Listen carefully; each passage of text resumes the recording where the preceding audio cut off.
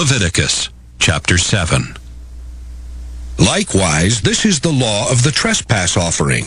It is most holy. In the place where they kill the burnt offering shall they kill the trespass offering, and the blood thereof shall he sprinkle round about upon the altar. And he shall offer of it all the fat thereof, the rump and the fat that covereth the inwards, and the 2 kidneys and the fat that is on them, which is by the flanks, and the caul that is above the liver, with the kidneys, it shall he take away. And the priest shall burn them upon the altar for an offering made by fire unto the Lord. It is a trespass offering. Every male among the priests shall eat thereof. It shall be eaten in the holy place. It is most holy. As the sin offering is, so is the trespass offering. There is one law for them. The priest that maketh atonement therewith shall have it. And the priest that offereth any man's burnt offering, even the priest shall have to himself the skin of the burnt offering which he hath offered. And all the meat offering that is baken in the oven, and all that is dressed in the frying pan and in the pan, shall be the priest's that offereth it. And every meat offering mingled with oil and dry shall all the sons of Aaron have, one as much as another. And this is the law of the sacrifice of peace offerings, which he shall offer unto the Lord. If he offer it for a thanksgiving, then he shall offer with the sacrifice of thanksgiving unleavened cakes mingled with oil, and unleavened wafers anointed with oil, and cakes mingled with oil of fine flour, fried. Besides the cakes, he shall offer for his offering leavened bread with the sacrifice of thanksgiving of his peace offerings. And of it he shall offer one out of the whole oblation for an heave offering unto the Lord. And it shall be the priest's that sprinkleth the blood of the peace offerings. And the flesh of the sacrifice of his peace offerings for thanksgiving shall be eaten the same day that it is offered. He shall not leave any of it until the morning. But if the sacrifice of his offering be a vow, or a voluntary offering, it shall be eaten the same day that he offereth his sacrifice. And on the morrow also the remainder of it shall be eaten. But the remainder of the flesh of the sacrifice on the 3rd day shall be burnt with fire. And if any of the flesh of the sacrifice of his peace offerings be eaten at all on the 3rd day, it shall not be accepted, neither shall it be imputed unto him that offereth it. It shall be an abomination, and the soul that eateth of it shall bear his iniquity. And the flesh that toucheth any unclean thing shall not be eaten. It shall be burnt with fire. And as for the flesh, all that be clean shall eat thereof. But the soul that eateth of the flesh of the sacrifice of peace offerings, that pertain unto the Lord, having his uncleanness upon him, even that soul shall be cut off from his people.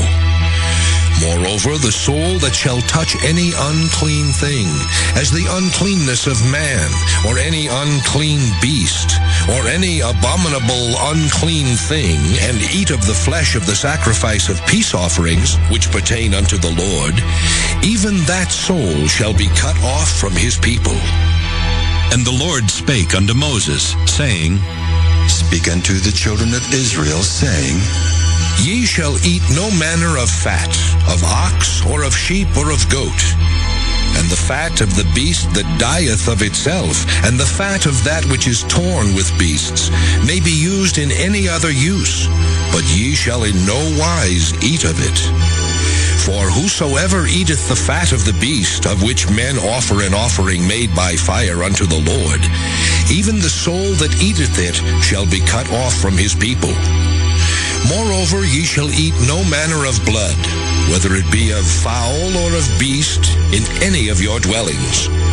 Whatsoever soul it be that eateth any manner of blood, even that soul shall be cut off from his people. And the Lord spake unto Moses, saying, Speak unto the children of Israel, saying, He that offereth the sacrifice of his peace offerings unto the Lord shall bring his oblation unto the Lord of the sacrifice of his peace offerings. His own hands shall bring the offerings of the Lord made by fire. The fat with the breast, it shall he bring, that the breast may be waved for a wave offering before the Lord. And the priest shall burn the fat upon the altar, but the breast shall be Aaron's and his sons'. And the right shoulder shall ye give unto the priest for an heave offering of the sacrifices of your peace offerings. He among the sons of Aaron that offereth the blood of the peace offerings and the fat shall have the right shoulder for his part. For the wave breast and the heave shoulder have I taken of the children of Israel from off the sacrifices of their peace offerings, and have given them unto Aaron the priest and unto his sons by a statute forever from among the children of Israel. This is the portion of the anointing of Aaron and of the anointing of his sons out of the offerings of the Lord made by fire in the day when he presented them to minister unto the Lord in the priest's office, which the Lord commanded to be given them of the children of Israel in the day that he anointed them by a statute forever throughout their generations. This is the law of the burnt offering, of the meat offering, and of the sin offering, and of the trespass offering, and of the consecrations, and of the sacrifice of the peace offerings, which the Lord commanded Moses in Mount Sinai in the day that he commanded the children of Israel to offer their oblations unto the Lord in the wilderness of Sinai. Leviticus chapter 8. And the Lord spake unto Moses, saying, Take Aaron and his sons with him, and the garments and the anointing oil, and a bullock for the sin offering, and 2 rams and a basket of unleavened bread. And gather thou all the congregation together unto the door of the tabernacle of the congregation. And Moses did as the Lord commanded him. And the assembly was gathered together unto the door of the tabernacle of the congregation. And Moses said unto the congregation, This is the thing which the Lord commanded to be done. And Moses brought Aaron and his sons, and washed them with water. And he put upon him the coat, and girded him with the girdle, and clothed him with the robe, and put the ephod upon him. And he girded him with the curious girdle of the ephod, and bound it unto him therewith. And he put the breastplate upon him. Also he put in the breastplate the Urim and the Thummim. And he put the mitre upon his head. Also upon the mitre, even upon his forefront, did he put the golden plate, the holy crown, as the Lord commanded Moses. And Moses took the anointing oil, and anointed the tabernacle and all that was therein, and sanctified them. And he sprinkled thereof upon the altar 7 times, and anointed the altar and all his vessels, both the laver and his foot, to sanctify them. And he poured of the anointing oil upon Aaron's head, and anointed him to sanctify him. And Moses brought Aaron's sons, and put coats upon them, and girded them with girdles, and put bonnets upon them, as the Lord commanded Moses. And he brought the bullock for the sin offering, and Aaron and his sons laid their hands upon the head of the bullock for the sin offering. And he slew it. And Moses took the blood, and put it upon the horns of the altar round about with his finger, and purified the altar, and poured the blood at the bottom of the altar, and sanctified it, to make reconciliation upon it. And he took all the fat that was upon the inwards, and the caul above the liver, and the 2 kidneys and their fat, and Moses burned it upon the altar. But the bullock and his hide, his flesh and his dung, he burnt with fire without the camp, as the Lord commanded Moses. And he brought the ram for the burnt offering, and Aaron and his sons laid their hands upon the head of the ram, and he killed it, and Moses sprinkled the blood upon the altar round about. And he cut the ram into pieces, and Moses burnt the head and the pieces and the fat. And he washed the inwards and the legs in water, and Moses burnt the whole ram upon the altar. It was a burnt sacrifice for a sweet savor, and an offering made by fire unto the Lord, as the Lord commanded Moses. And he brought the other ram, the ram of consecration. And Aaron and his sons laid their hands upon the head of the ram, and he slew it. And Moses took of the blood of it, and put it upon the tip of Aaron's right ear, and upon the thumb of his right hand, and upon the great toe of his right foot. And he brought Aaron's sons, and Moses put of the blood upon the tip of their right ear, and upon the thumbs of their right hands, and upon the great toes of their right feet. And Moses sprinkled the blood upon the altar round about. And he took the fat and the rump and all the fat that was upon the inwards, and the caul above the liver, and the 2 kidneys and their fat, and the right shoulder. And out of the basket of unleavened bread that was before the Lord, he took 1 unleavened cake and a cake of oiled bread, and 1 wafer, and put them on the fat, and upon the right shoulder.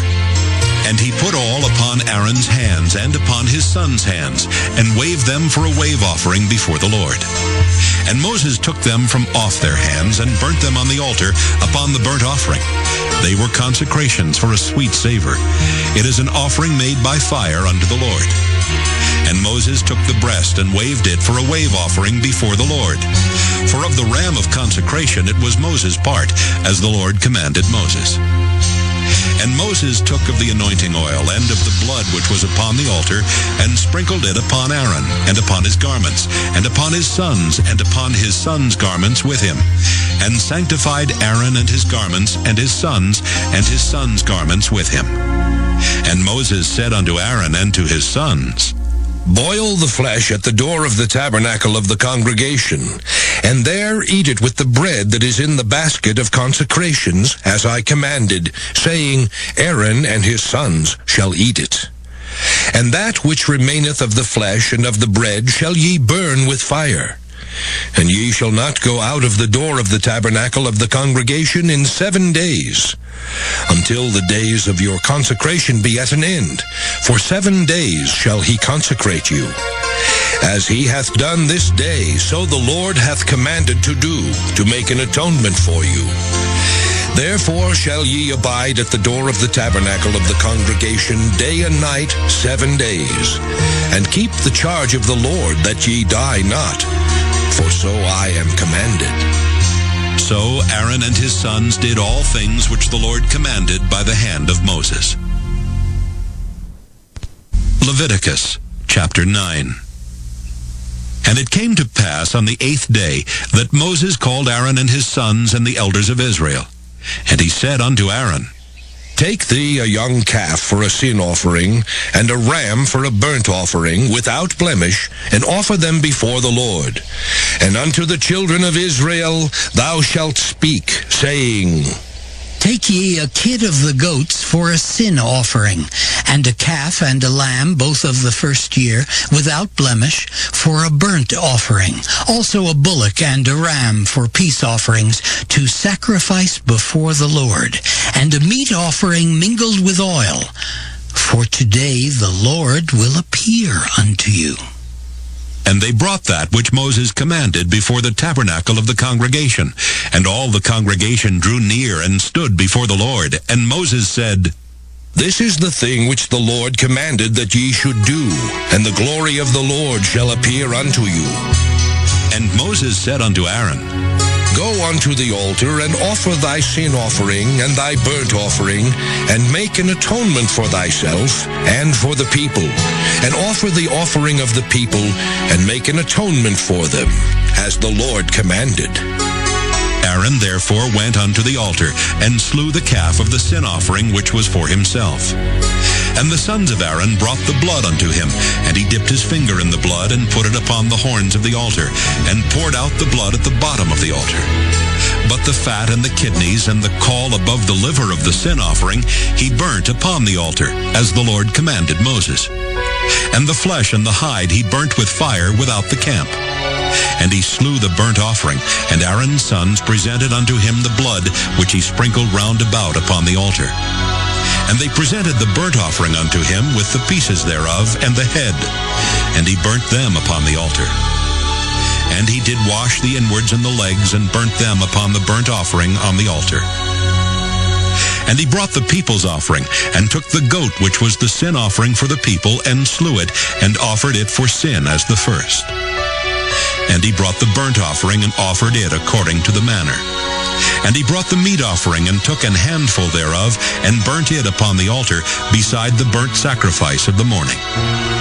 He slew also the bullock and the ram for a sacrifice of peace offerings, which was for the people. And Aaron's sons presented unto him the blood, which he sprinkled upon the altar round about, and the fat of the bullock and of the ram, the rump, and that which covereth the inwards and the kidneys, and the caul above the liver. And they put the fat upon the breasts, and he burnt the fat upon the altar. And the breasts and the right shoulder Aaron waved for a wave offering before the Lord, as Moses commanded. And Aaron lifted up his hand toward the people and blessed them, and came down from offering of the sin offering and the burnt offering and peace offerings. And Moses and Aaron went into the tabernacle of the congregation, and came out and blessed the people, and the glory of the Lord appeared unto all the people. And there came a fire out from before the Lord, and consumed upon the altar the burnt offering and the fat, which when all the people saw, they shouted and fell on their faces. Leviticus, chapter 10. And Nadab and Abihu, the sons of Aaron, took either of them his censer, and put fire therein, and put incense thereon, and offered strange fire before the Lord, which he commanded them not. And there went out fire from the Lord, and devoured them, and they died before the Lord. Then Moses said unto Aaron, This is it that the Lord spake, saying, I will be sanctified in them that come nigh me, and before all the people I will be glorified.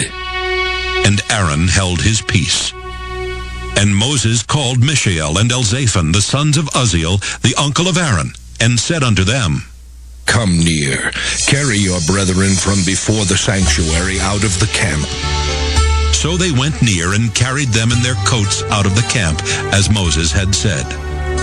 And Moses said unto Aaron, and unto Eleazar, and unto Ithamar his sons, Uncover not your heads, neither rend your clothes, lest ye die, and lest wrath come upon all the people. But let your brethren, the whole house of Israel, bewail the burning which the Lord hath kindled. And ye shall not go out from the door of the tabernacle of the congregation, lest ye die. For the anointing oil of the Lord is upon you. And they did according to the word of Moses. And the Lord spake unto Aaron, saying, Do not drink wine nor strong drink, thou nor thy sons with thee, when ye go into the tabernacle of the congregation, lest ye die. It shall be a statute forever throughout your generations, and that ye may put difference between holy and unholy, and between unclean and clean, and that ye may teach the children of Israel all the statutes which the Lord has spoken unto them by the hand of Moses. And Moses spake unto Aaron, and unto Eleazar, and unto Ithamar his sons that were left. Take the meat offering that remaineth of the offerings of the Lord made by fire, and eat it without leaven beside the altar, for it is most holy. And ye shall eat it in the holy place, because it is thy due, and thy son's due, of the sacrifices of the Lord made by fire, for so I am commanded. And the wave breast and heave shoulder shall ye eat in a clean place, thou and thy sons and thy daughters with thee, for they be thy due, and thy sons' due, which are given out of the sacrifices of peace offerings of the children of Israel. The heave shoulder and the wave breast shall they bring with the offerings made by fire of the fat, to wave it for a wave offering before the Lord. And it shall be thine and thy sons with thee by a statute forever, as the Lord hath commanded. And Moses diligently sought the goat of the sin offering, and behold, it was burnt. And he was angry with Eleazar and Ithamar, the sons of Aaron, which were left alive, saying, Wherefore have ye not eaten the sin offering in the holy place, seeing it is most holy? And God hath given it you to bear the iniquity of the congregation, to make atonement for them before the Lord. Behold, the blood of it was not brought in within the holy place. Ye should indeed have eaten it in the holy place, as I commanded. And Aaron said unto Moses, Behold, this day have they offered their sin offering and their burnt offering before the Lord, and such things have befallen me. And if I had eaten the sin offering today, should it have been accepted in the sight of the Lord? And when Moses heard that, he was content.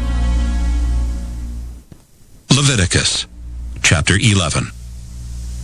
And the Lord spake unto Moses and to Aaron, saying unto them, Speak unto the children of Israel, saying, These are the beasts which ye shall eat among all the beasts that are on the earth. Whatsoever parteth the hoof, and is cloven-footed, and cheweth the cud among the beasts, that shall ye eat.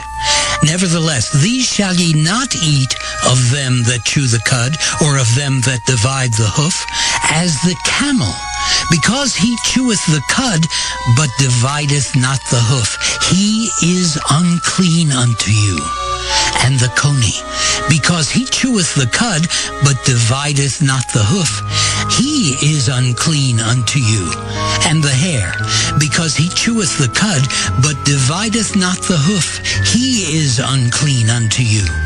And the swine, though he divide the hoof, and be cloven-footed, yet he cheweth not the cud.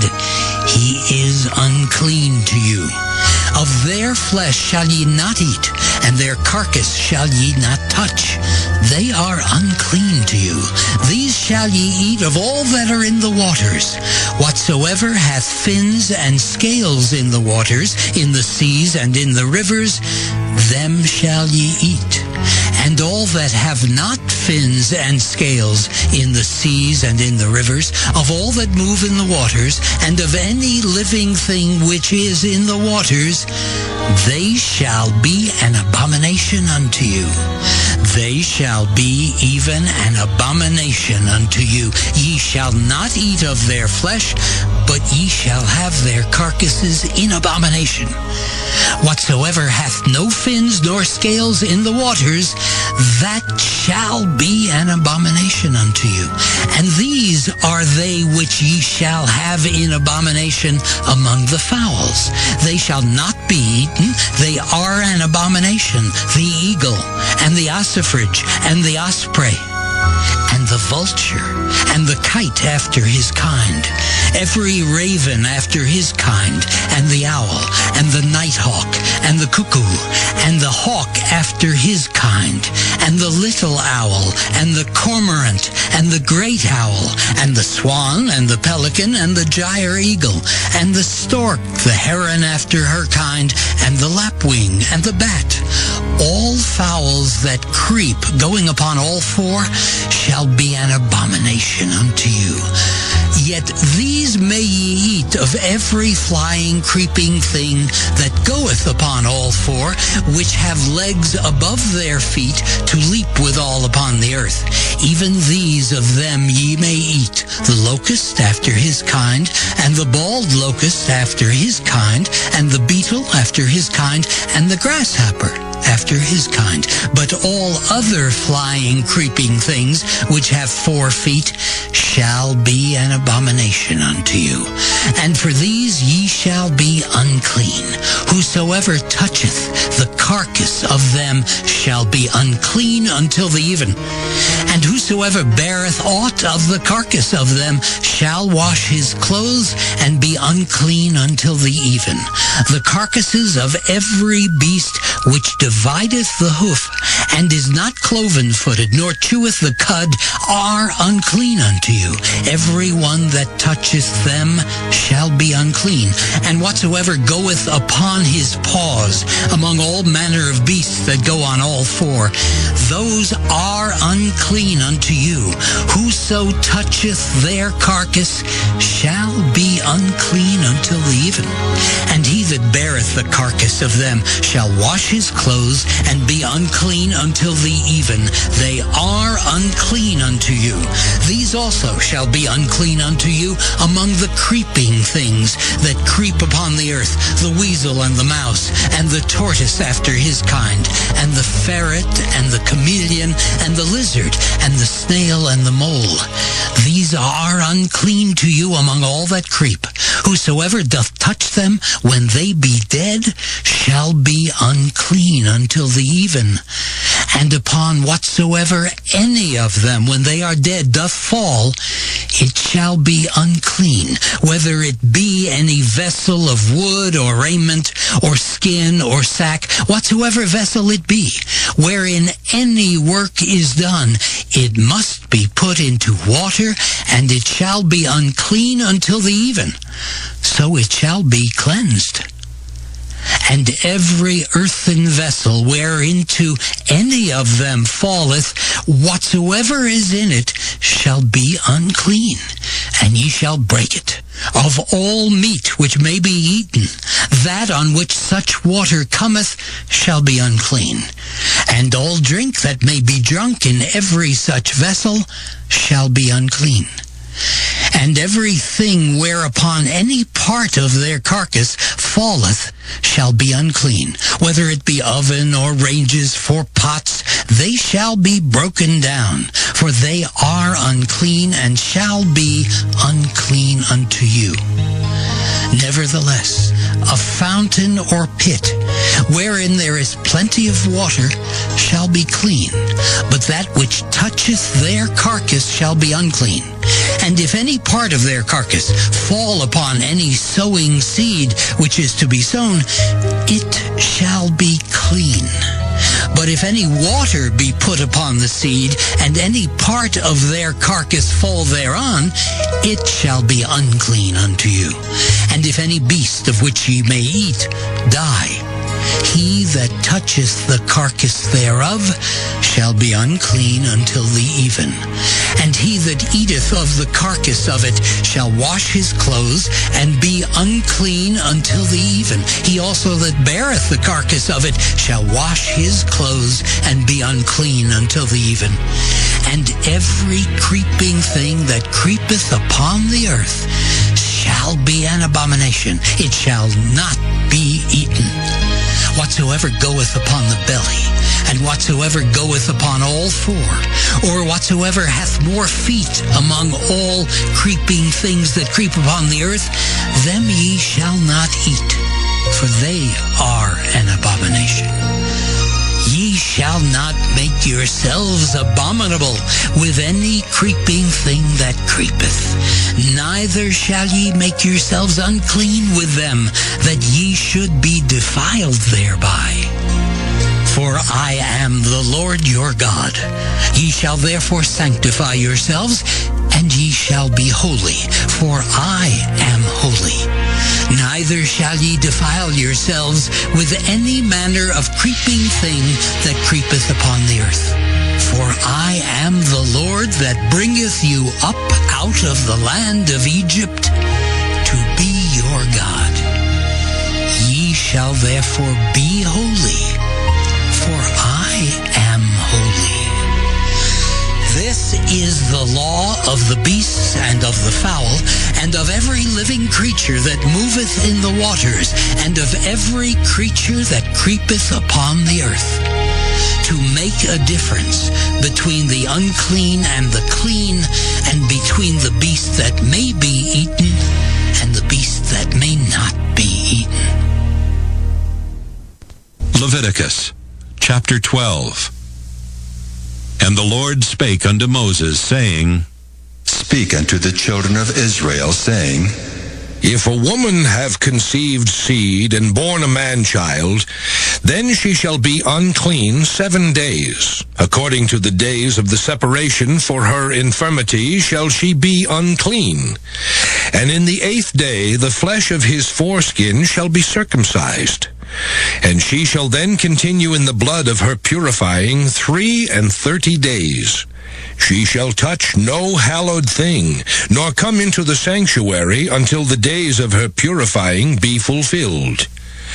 But if she bear a maid child, then she shall be unclean 2 weeks, as in her separation, and she shall continue in the blood of her purifying 66 days.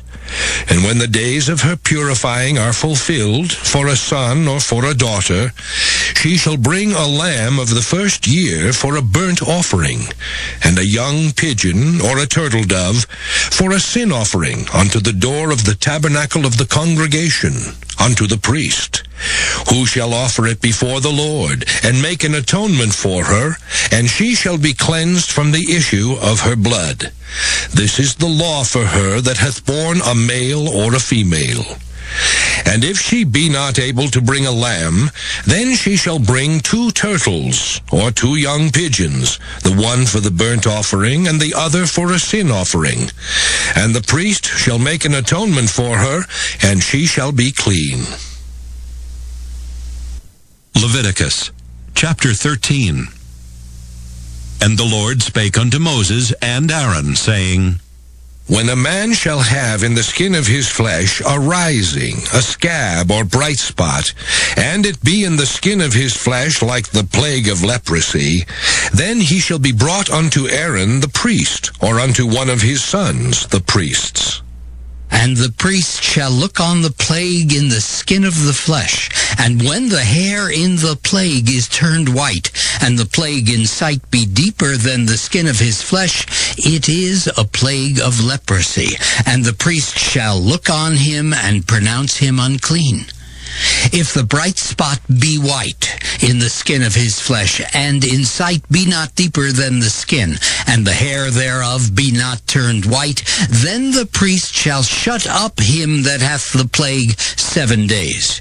And the priest shall look on him the 7th day, and behold, if the plague in his sight be at a stay, and the plague spread not in the skin, then the priest shall shut him up 7 days more.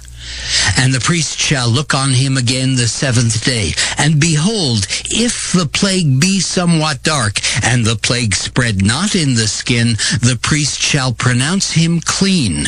It is but a scab, and he shall wash his clothes and be clean. But if the scab spread much abroad in the skin, after that he hath been seen of the priest for his cleansing, he shall be seen of the priest again. And if the priest see that, behold, the scab spreadeth in the skin, then the priest shall pronounce him unclean. It is a leprosy. When the plague of leprosy is in a man, then he shall be brought unto the priest. And the priest shall see him, and behold, if the rising be white in the skin, and it have turned the hair white, and there be quick raw flesh in the rising, it is an old leprosy in the skin of his flesh, and the priest shall pronounce him unclean, and shall not shut him up, for he is unclean. And if a leprosy break out abroad in the skin, and the leprosy cover all the skin of him that hath the plague, from his head even to his foot, wheresoever the priest looketh, then the priest shall consider. And behold, if the leprosy have covered all his flesh, he shall pronounce him clean that hath the plague. It is all turned white, he is clean. But when raw flesh appeareth in him, he shall be unclean. And the priest shall see the raw flesh, and pronounce him to be unclean. For the raw flesh is unclean, it is a leprosy. Or if the raw flesh turn again, and be changed unto white, he shall come unto the priest.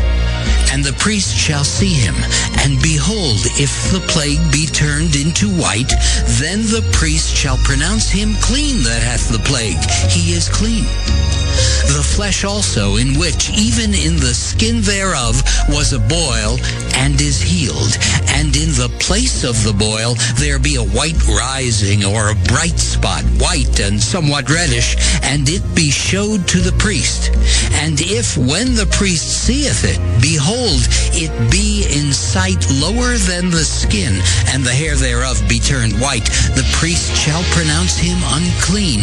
It is a plague of leprosy broken out of the boil. But if the priest look on it, and behold, there be no white hairs therein, and if it be not lower than the skin, but be somewhat dark, then the priest shall shut him up 7 days. And if it spread much abroad in the skin, then the priest shall pronounce him unclean. It is a plague. But if the bright spot stay in his place and spread not, it is a burning boil, and the priest shall pronounce him clean. Or if there be any flesh in the skin whereof there is a hot burning, and the quick flesh that burneth have a white bright spot, somewhat reddish or white, Then the priest shall look upon it, and behold, if the hair in the bright spot be turned white, and it be in sight deeper than the skin, it is a leprosy broken out of the burning, wherefore the priest shall pronounce him unclean. It is the plague of leprosy. But if the priest look on it, and behold, there be no white hair in the bright spot, and it be no lower than the other skin, but be somewhat dark, then the priest shall shut him up 7 days. And the priest shall look upon him the 7th day, and if it be spread much abroad in the skin, then the priest shall pronounce him unclean. It is the plague of leprosy. And if the bright spot stay in his place, and spread not in the skin, but it be somewhat dark, it is a rising of the burning, and the priest shall pronounce him clean, for it is an inflammation of the burning. If a man or woman have a plague upon the head or the beard, then the priest shall see the plague, and behold, if it be in sight deeper than the skin, and there be in it a yellow thin hair, then the priest shall pronounce him unclean. It is a dry skull, even a leprosy upon the head or beard. And if the priest look on the plague of the skull, and behold, it be not in sight deeper than the skin, and that there is no black hair in it, then the priest shall shut up him that hath the plague of the skull 7 days. And in the 7th day the priest shall look on the plague, and behold, if the skull spread not, and there be in it no yellow hair, and the skull be not in sight deeper than the skin, he shall be shaven, but the skull shall he not shave. And the priest shall shut up him that hath the skull 7 days more. And in the 7th day the priest shall look on the skull, and behold, if the skull be not spread in the skin, nor be in sight deeper than the skin, then the priest shall pronounce him clean, and he shall wash his clothes and be clean. But if the skull spread much in the skin after his cleansing, then the priest shall look on him, and behold, if the skull be spread in the skin, the priest shall not seek for yellow hair. He is unclean. But if the skull be in his sight at a stay, and that there is black hair grown up therein, the skull is healed, he is clean, and the priest shall pronounce him clean.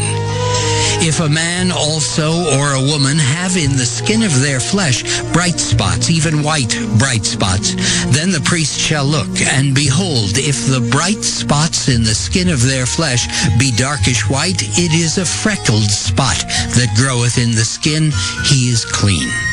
And the man whose hair is fallen off his head, he is bald, yet is he clean. And he that hath his hair fallen off from the part of his head toward his face, he is forehead bald, yet is he clean. And if there be in the bald head or bald forehead a white reddish sore, it is a leprosy sprung up in his bald head or his bald forehead. Then the priest shall look upon it, and behold, if the rising of the sore be white reddish in his bald head or in his bald forehead, as the leprosy appeareth in the skin of the flesh, he is a leprous man. He is unclean. The priest shall pronounce him utterly unclean. His plague is in his head. And the leper in whom the plague is, his clothes shall be rent, and his head bare, and he shall put a covering upon his upper lip, and shall cry, Unclean, unclean. All the days wherein the plague shall be in him, he shall be defiled. He is unclean. He shall dwell alone. Without the camp shall his habitation be. The garment also that the plague of leprosy is in, whether it be a woolen garment or a linen garment, whether it be in the warp or woof of linen or of woolen, whether in a skin or in anything made of skin, And if the plague be greenish or reddish in the garment, or in the skin, either in the warp or in the woof, or in anything of skin, it is a plague of leprosy, and shall be showed unto the priest. And the priest shall look upon the plague, and shut up it that hath the plague 7 days. And he shall look on the plague on the 7th day. If the plague be spread in the garment, either in the warp or in the woof, or in a skin, or in any work that is made of skin, the plague is a fretting leprosy. It is unclean. He shall therefore burn that garment, whether warp or woof, in woolen or in linen, or anything of skin, wherein the plague is, for it is a fretting leprosy. It shall be burnt in the fire. And if the priest shall look, and behold, the plague be not spread in the garment, either in the warp or in the woof, or in anything of skin, then the priest shall command that they wash the thing wherein the plague is, and he shall shut it up 7 days more. And the priest shall look on the plague after that it is washed, and behold, if the plague have not changed his color, and the plague be not spread, it is unclean. Thou shalt burn it in the fire. It is fret inward, whether it be bare within or without. And if the priest look, and behold, the plague be somewhat dark after the washing of it, then he shall rend it out of the garment, or out of the skin, or out of the warp, or out of the woof. And if it appear still in the garment, either in the warp, or in the woof, or in anything of skin, it is a spreading plague. Thou shalt burn that wherein the plague is with fire. And the garment, either warp or woof, or whatsoever thing of skin it be, which thou shalt wash, if the plague be departed from them, then it shall be washed the second time, and shall be clean. This is the law of the plague of leprosy in a garment of woolen or linen, either in the warp or woof, or anything of skins, to pronounce it clean or to pronounce it unclean.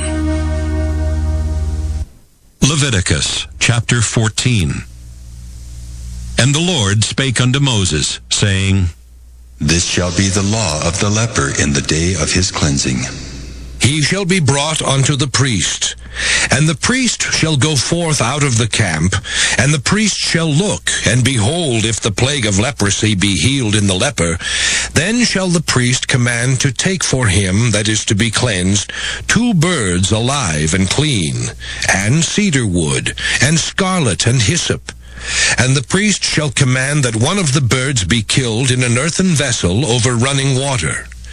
As for the living bird, he shall take it, and the cedar wood, and the scarlet, and the hyssop, and shall dip them and the living bird in the blood of the bird that was killed over the running water. And he shall sprinkle upon him that is to be cleansed from the leprosy 7 times, and shall pronounce him clean, and shall let the living bird loose into the open field. And he that is to be cleansed shall wash his clothes, and shave off all his hair, and wash himself in water that he may be clean. And after that he shall come into the camp, and shall tarry abroad out of his tent 7 days.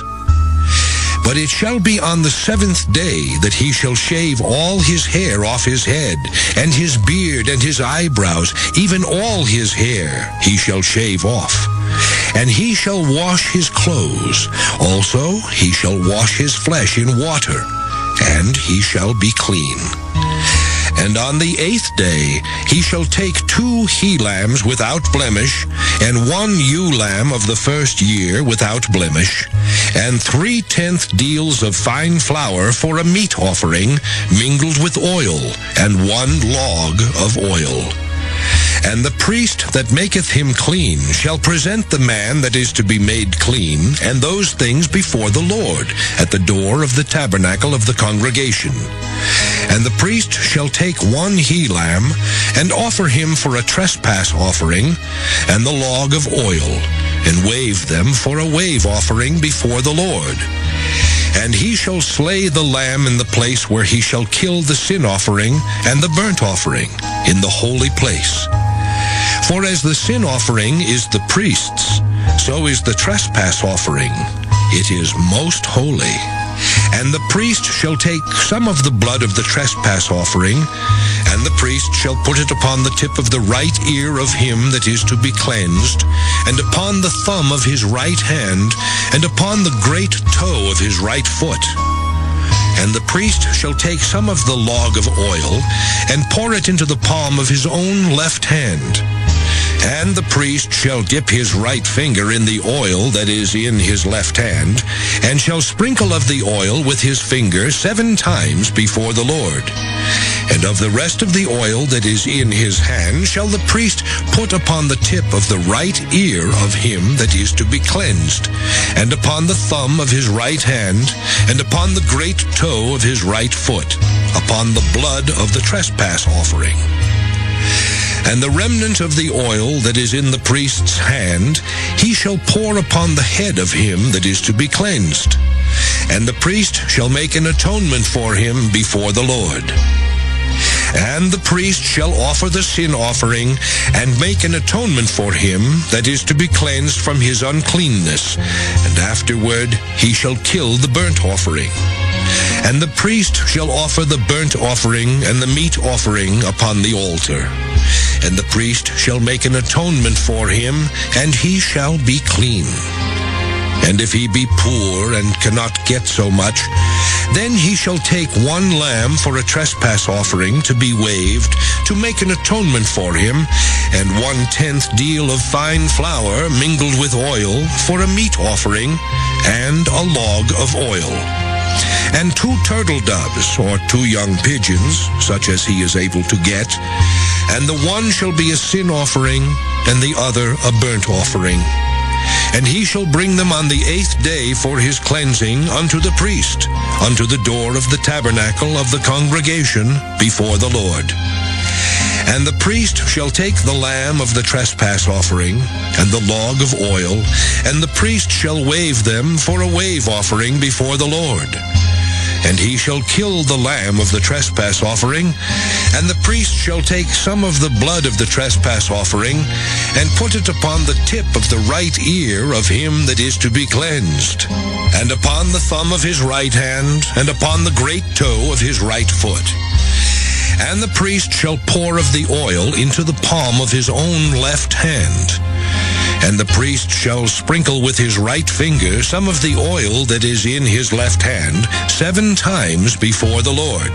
And the priest shall put of the oil that is in his hand upon the tip of the right ear of him that is to be cleansed, and upon the thumb of his right hand, and upon the great toe of his right foot, upon the place of the blood of the trespass offering. And the rest of the oil that is in the priest's hand he shall put upon the head of him that is to be cleansed, to make an atonement for him before the Lord. And he shall offer the one of the turtle doves, or of the young pigeons, such as he can get, even such as he is able to get, the one for a sin offering, and the other for a burnt offering with the meat offering. And the priest shall make an atonement for him that is to be cleansed before the Lord. This is the law of him in whom is the plague of leprosy, whose hand is not able to get that which pertaineth to his cleansing. And the Lord spake unto Moses and unto Aaron, saying, When ye be come into the land of Canaan, which I give to you for a possession, and I put the plague of leprosy in a house of the land of your possession, and he that owneth the house shall come and tell the priest, saying, It seemeth to me there is, as it were, a plague in the house. Then the priest shall command that they empty the house before the priest go into it to see the plague, that all that is in the house be not made unclean. And afterward the priest shall go in to see the house. And he shall look on the plague, and behold, if the plague be in the walls of the house, with hollow strakes, greenish or reddish, which in sight are lower than the wall, then the priest shall go out of the house to the door of the house, and shut up the house 7 days. And the priest shall come again the 7th day, and shall look. And behold, if the plague be spread in the walls of the house, then the priest shall command that they take away the stones in which the plague is, and they shall cast them into an unclean place without the city. And he shall cause the house to be scraped within round about, and they shall pour out the dust that they scrape off without the city into an unclean place. And they shall take other stones and put them in the place of those stones. And he shall take other mortar and shall plaster the house. And if the plague come again and break out in the house, after that he hath taken away the stones, and after he hath scraped the house, and after it is plastered, then the priest shall come and look. And behold, if the plague be spread in the house, it is a fretting leprosy in the house, it is unclean. And he shall break down the house, the stones of it, and the timber thereof, and all the mortar of the house, and he shall carry them forth out of the city into an unclean place. Moreover, he that goeth into the house all the while that it is shut up shall be unclean until the even. And he that lieth in the house shall wash his clothes, and he that eateth in the house shall wash his clothes. And if the priest shall come in and look upon it, and behold, the plague hath not spread in the house after the house was plastered, then the priest shall pronounce the house clean, because the plague is healed. And he shall take to cleanse the house 2 birds, and cedar wood, and scarlet, and hyssop. And he shall kill the one of the birds in an earthen vessel over running water. And he shall take the cedar wood, and the hyssop, and the scarlet, and the living bird, and dip them in the blood of the slain bird, and in the running water, and sprinkle the house 7 times. And he shall cleanse the house with the blood of the bird, and with the running water, and with the living bird, and with the cedar wood, and with the hyssop, and with the scarlet. But he shall let go the living bird out of the city into the open fields, and make an atonement for the house, and it shall be clean. This is the law for all manner of plague of leprosy and skull, and for the leprosy of a garment and of a house, and for a rising, and for a scab, and for a bright spot, to teach when it is unclean and when it is clean. This is the law of leprosy.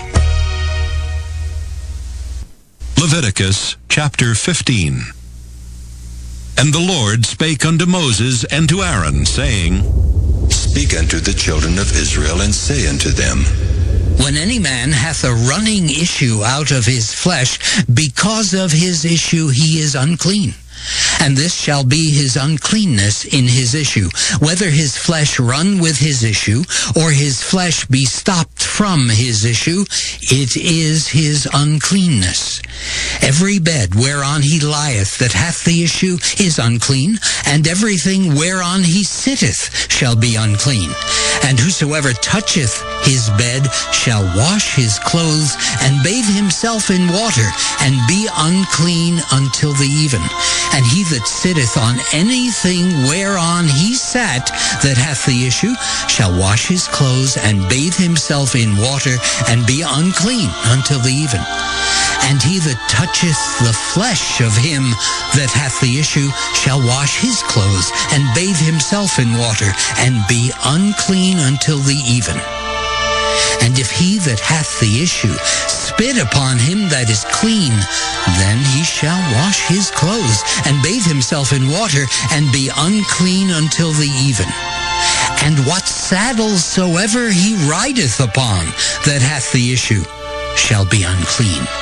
And whosoever toucheth anything that was under him shall be unclean until the even. And he that beareth any of those things shall wash his clothes, and bathe himself in water, and be unclean until the even. And whomsoever he toucheth that hath the issue, and hath not rinsed his hands in water, he shall wash his clothes, and bathe himself in water, and be unclean until the even. and the vessel of earth that he toucheth, which hath the issue, shall be broken, and every vessel of wood shall be rinsed in water. And when he that hath an issue is cleansed of his issue, then he shall number to himself 7 days for his cleansing, and wash his clothes, and bathe his flesh in running water, and shall be clean. And on the 8th day he shall take to him 2 turtle doves, or 2 young pigeons, and come before the Lord unto the door of the tabernacle of the congregation, and give them unto the priest. And the priest shall offer them, the one for a sin offering, and the other for a burnt offering. And the priest shall make an atonement for him before the Lord for his issue. And if any man's seed of copulation go out from him, then he shall wash all his flesh in water, and be unclean until the even. And every garment and every skin whereon is the seed of copulation shall be washed with water, and be unclean until the even. The woman also with whom man shall lie with seed of copulation, they shall both bathe themselves in water, and be unclean until the even. And if a woman have an issue, and her issue in her flesh be blood, she shall be put apart 7 days, and whosoever toucheth her shall be unclean until the even. And everything that she lieth upon in her separation shall be unclean. Everything also that she sitteth upon shall be unclean. And whosoever toucheth her bed shall wash his clothes, and bathe himself in water, and be unclean until the even. And whosoever toucheth anything that she sat upon shall wash his clothes, and bathe himself in water, and be unclean until the even. And if it be on her bed, or on anything whereon she sitteth, when he toucheth it, he shall be unclean until the even. And if any man lie with her at all, and her flowers be upon him, he shall be unclean 7 days, and all the bed whereon he lieth shall be unclean. And if a woman have an issue of her blood many days out of the time of her separation, or if it run beyond the time of her separation, all the days of the issue of her uncleanness shall be as the days of her separation. She shall be unclean. Every bed whereon she lieth all the days of her issue shall be unto her as the bed of her separation. And whatsoever she sitteth upon shall be unclean, as the uncleanness of her separation. And whosoever toucheth those things shall be unclean, and shall wash his clothes, and bathe himself in water, and be unclean until the even. But if she be cleansed of her issue, then she shall number to herself 7 days, and after that she shall be clean. And on the 8th day she shall take unto her 2 turtles, or 2 young pigeons, and bring them unto the priest, to the door of the tabernacle of the congregation. And the priest shall offer the one for a sin offering, and the other for a burnt offering. And the priest shall make an atonement for her before the Lord for the issue of her uncleanness. Thus shall ye separate the children of Israel from their uncleanness, that they die not in their uncleanness when they defile my tabernacle that is among them. This is the law of him that hath an issue, and of him whose seed goeth from him, and is defiled therewith, and of her that is sick of her flowers, and of him that hath an issue, of the man and of the woman, and of him that lieth with her that is unclean. Leviticus chapter 16. And the Lord spake unto Moses after the death of the 2 sons of Aaron, when they offered before the Lord and died. And the Lord said unto Moses, Speak unto Aaron thy brother, that he come not at all times into the holy place, within the veil before the mercy seat which is upon the ark, that he die not. For I will appear in the cloud upon the mercy seat. Thus shall Aaron come into the holy place with a young bullock for a sin offering, and a ram for a burnt offering. He shall put on the holy linen coat, and he shall have the linen breeches upon his flesh, and shall be girded with a linen girdle, and with the linen mitre shall he be attired. These are holy garments. Therefore shall he wash his flesh in water, and so put them on. And he shall take of the congregation of the children of Israel 2 kids of the goats for a sin offering, and 1 ram for a burnt offering. And Aaron shall offer his bullock of the sin offering, which is for himself, and make an atonement for himself and for his house. And he shall take the 2 goats, and present them before the Lord at the door of the tabernacle of the congregation. And Aaron shall cast lots upon the 2 goats, 1 lot for the Lord, and the other lot for the scapegoat. And Aaron shall bring the goat upon which the Lord's lot fell, and offer him for a sin offering. But the goat on which the lot fell to be the scapegoat shall be presented alive before the Lord, to make an atonement with him, and to let him go for a scapegoat into the wilderness. And Aaron shall bring the bullock of the sin offering, which is for himself, and shall make an atonement for himself and for his house, and shall kill the bullock of the sin offering, which is for himself.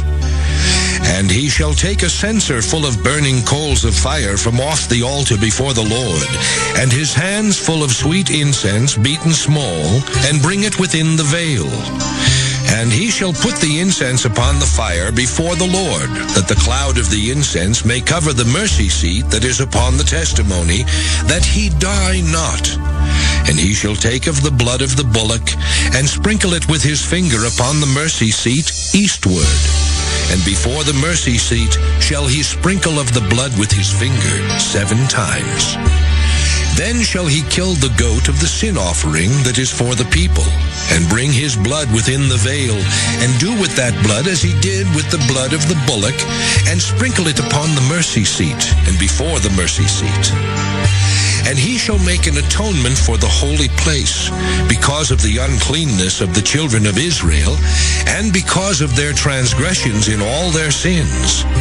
And so shall he do for the tabernacle of the congregation, that remaineth among them in the midst of their uncleanness. And there shall be no man in the tabernacle of the congregation when he goeth in to make an atonement in the holy place, until he come out, and have made an atonement for himself, and for his household, and for all the congregation of Israel.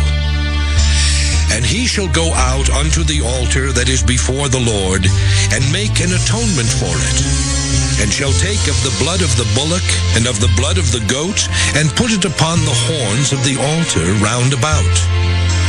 And he shall sprinkle of the blood upon it with his finger 7 times, and cleanse it, and hallow it from the uncleanness of the children of Israel.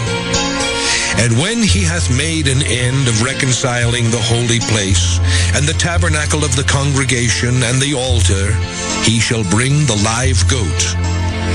And Aaron shall lay both his hands upon the head of the live goat, and confess over him all the iniquities of the children of Israel, and all their transgressions in all their sins, putting them upon the head of the goat, and shall send him away by the hand of a fit man into the wilderness.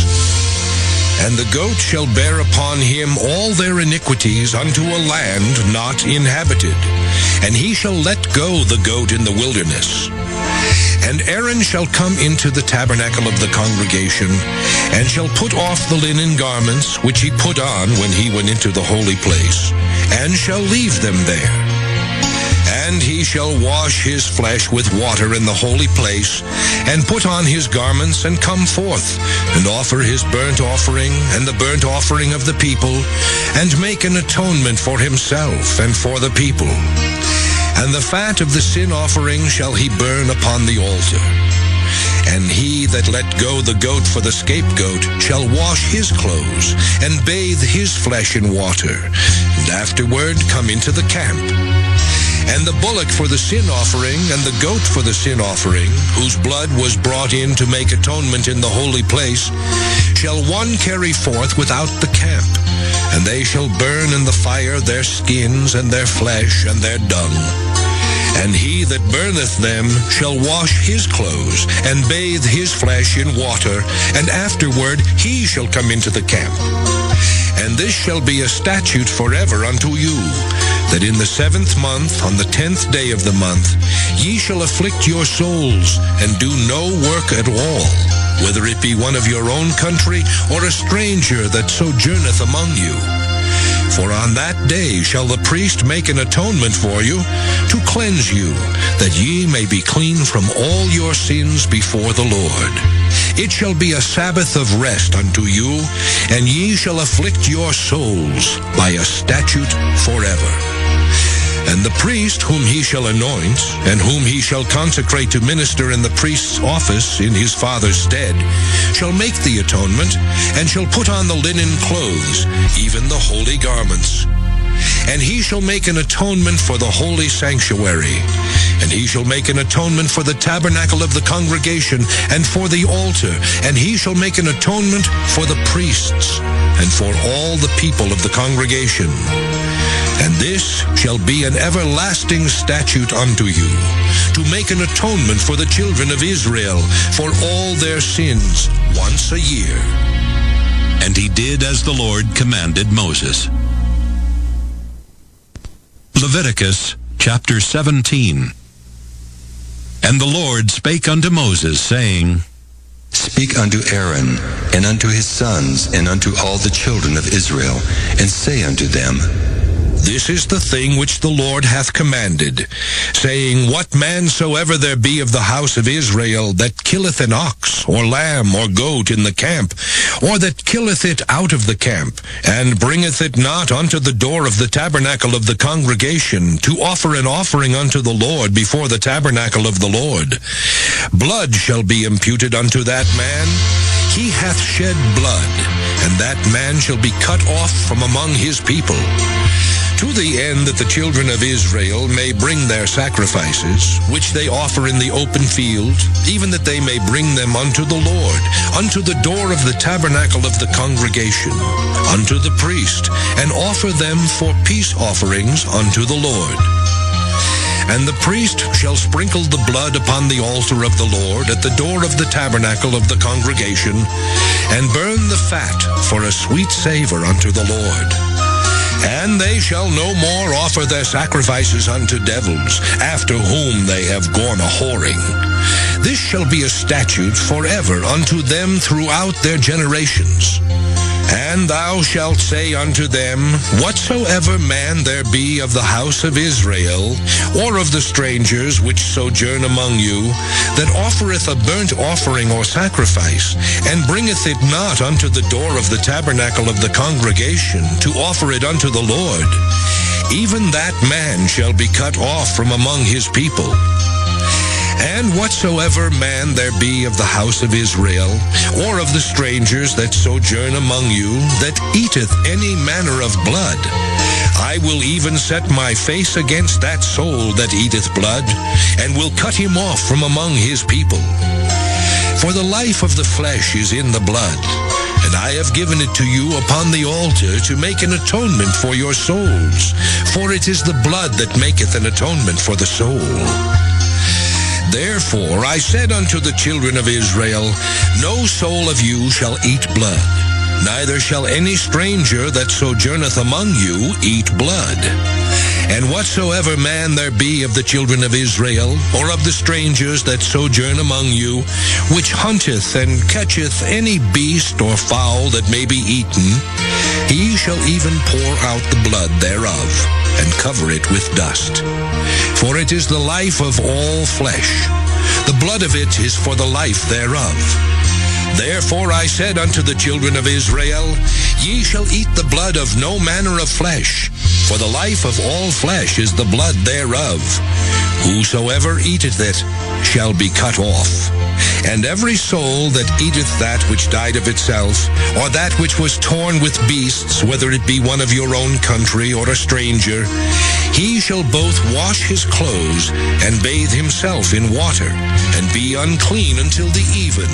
Then shall he be clean. But if he wash them not, nor bathe his flesh, then he shall bear his iniquity. Leviticus, chapter 18. And the Lord spake unto Moses, saying, Speak unto the children of Israel, and say unto them, I am the Lord your God. After the doings of the land of Egypt wherein ye dwelt, shall ye not do. And after the doings of the land of Canaan, whither I bring you, shall ye not do. Neither shall ye walk in their ordinances.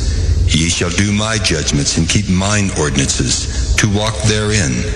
I am the Lord your God. Ye shall therefore keep my statutes and my judgments, which if a man do, he shall live in them. I am the Lord. None of you shall approach to any that is near of kin to him, to uncover their nakedness. I am the Lord. The nakedness of thy father, or the nakedness of thy mother, shalt thou not uncover. She is thy mother. Thou shalt not uncover her nakedness. The nakedness of thy father's wife shalt thou not uncover. It is thy father's nakedness. The nakedness of thy sister, the daughter of thy father, or daughter of thy mother, whether she be born at home or born abroad, even their nakedness thou shalt not uncover. The nakedness of thy son's daughter, or of thy daughter's daughter, even their nakedness thou shalt not uncover, for theirs is thine own nakedness. The nakedness of thy father's wife's daughter, begotten of thy father, she is thy sister. Thou shalt not uncover her nakedness. Thou shalt not uncover the nakedness of thy father's sister. She is thy father's near kinswoman.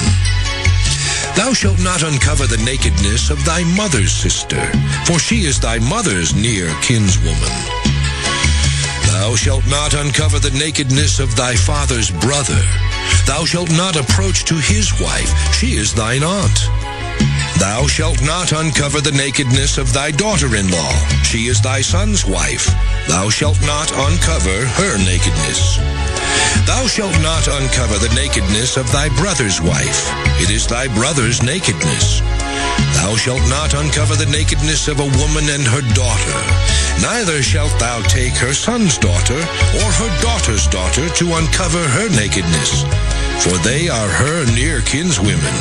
It is wickedness. Neither shalt thou take a wife to her sister, to vex her, to uncover her nakedness beside the other in her lifetime. Also thou shalt not approach unto a woman to uncover her nakedness, as long as she is put apart for her uncleanness. Moreover, thou shalt not lie carnally with thy neighbor's wife, to defile thyself with her. And thou shalt not let any of thy seed pass through the fire to Moloch, neither shalt thou profane the name of thy God. I am the Lord. Thou shalt not lie with mankind as with womankind. It is abomination. Neither shalt thou lie with any beast to defile thyself therewith. Neither shall any woman stand before a beast to lie down thereto. It is confusion. Defile not ye yourselves in any of these things. For in all these the nations are defiled, which I cast out before you. And the land is defiled. Therefore I do visit the iniquity thereof upon it, and the land itself vomiteth out her inhabitants. Ye shall therefore keep my statutes and my judgments, and shall not commit any of these abominations, neither any of your own nation, nor any stranger that sojourneth among you. For all these abominations have the men of the land done which were before you, and the land is defiled. That the land spew not you out also when ye defile it, as it spewed out the nations that were before you. For whosoever shall commit any of these abominations, even the souls that commit them shall be cut off from among their people. Therefore shall ye keep mine ordinance, that ye commit not any one of these abominable customs which were committed before you, and that ye defile not yourselves therein. I am the Lord your God. Leviticus, chapter 19. And the Lord spake unto Moses, saying, Speak unto all the congregation of the children of Israel, and say unto them, Ye shall be holy, for I, the Lord your God, am holy. Ye shall fear every man his mother and his father, and keep my Sabbaths. I am the Lord your God. Turn ye not unto idols, nor make to yourselves molten gods. I am the Lord your God. And if ye offer a sacrifice of peace offerings unto the Lord, ye shall offer it at your own will. It shall be eaten the same day ye offer it, and on the morrow. And if aught remain until the third day, it shall be burnt in the fire. And if it be eaten at all on the third day, it is abominable. It shall not be accepted. Therefore every one that eateth it shall bear his iniquity, because he hath profaned the hallowed thing of the Lord, and that soul shall be cut off from among his people. And when ye reap the harvest of your land, thou shalt not wholly reap the corners of thy field, neither shalt thou gather the gleanings of thy harvest. And thou shalt not glean thy vineyard, neither shalt thou gather every grape of thy vineyard. Thou shalt leave them for the poor and stranger. I am the Lord your God. Ye shall not steal, neither deal falsely, neither lie one to another. And ye shall not swear by my name falsely, neither shalt thou profane the name of thy God. I am the Lord. Thou shalt not defraud thy neighbor, neither rob him. The wages of him that is hired shall not abide with thee all night until the morning. Thou shalt not curse the deaf, nor put a stumbling block before the blind, but shalt fear thy God. I am the Lord. Ye shall do no unrighteousness in judgment. Thou shalt not respect the person of the poor, nor honor the person of the mighty, but in righteousness shalt thou judge thy neighbor. Thou shalt not go up and down as a talebearer among thy people, neither shalt thou stand against the blood of thy neighbor. I am the Lord. Thou shalt not hate thy brother in thine heart. Thou shalt in any wise rebuke thy neighbor, and not suffer sin upon him. Thou shalt not avenge nor bear any grudge against the children of thy people, but thou shalt love thy neighbor as thyself. I am the Lord. Ye shall keep my statutes. Thou shalt not let thy cattle gender with a diverse kind. Thou shalt not sow thy field with mingled seed. Neither shall a garment mingled of linen and woolen come upon thee. And whosoever lieth carnally with a woman that is a bondmaid, betrothed to an husband, and not at all redeemed, nor freedom given her, she shall be scourged. They shall not be put to death, because she was not free.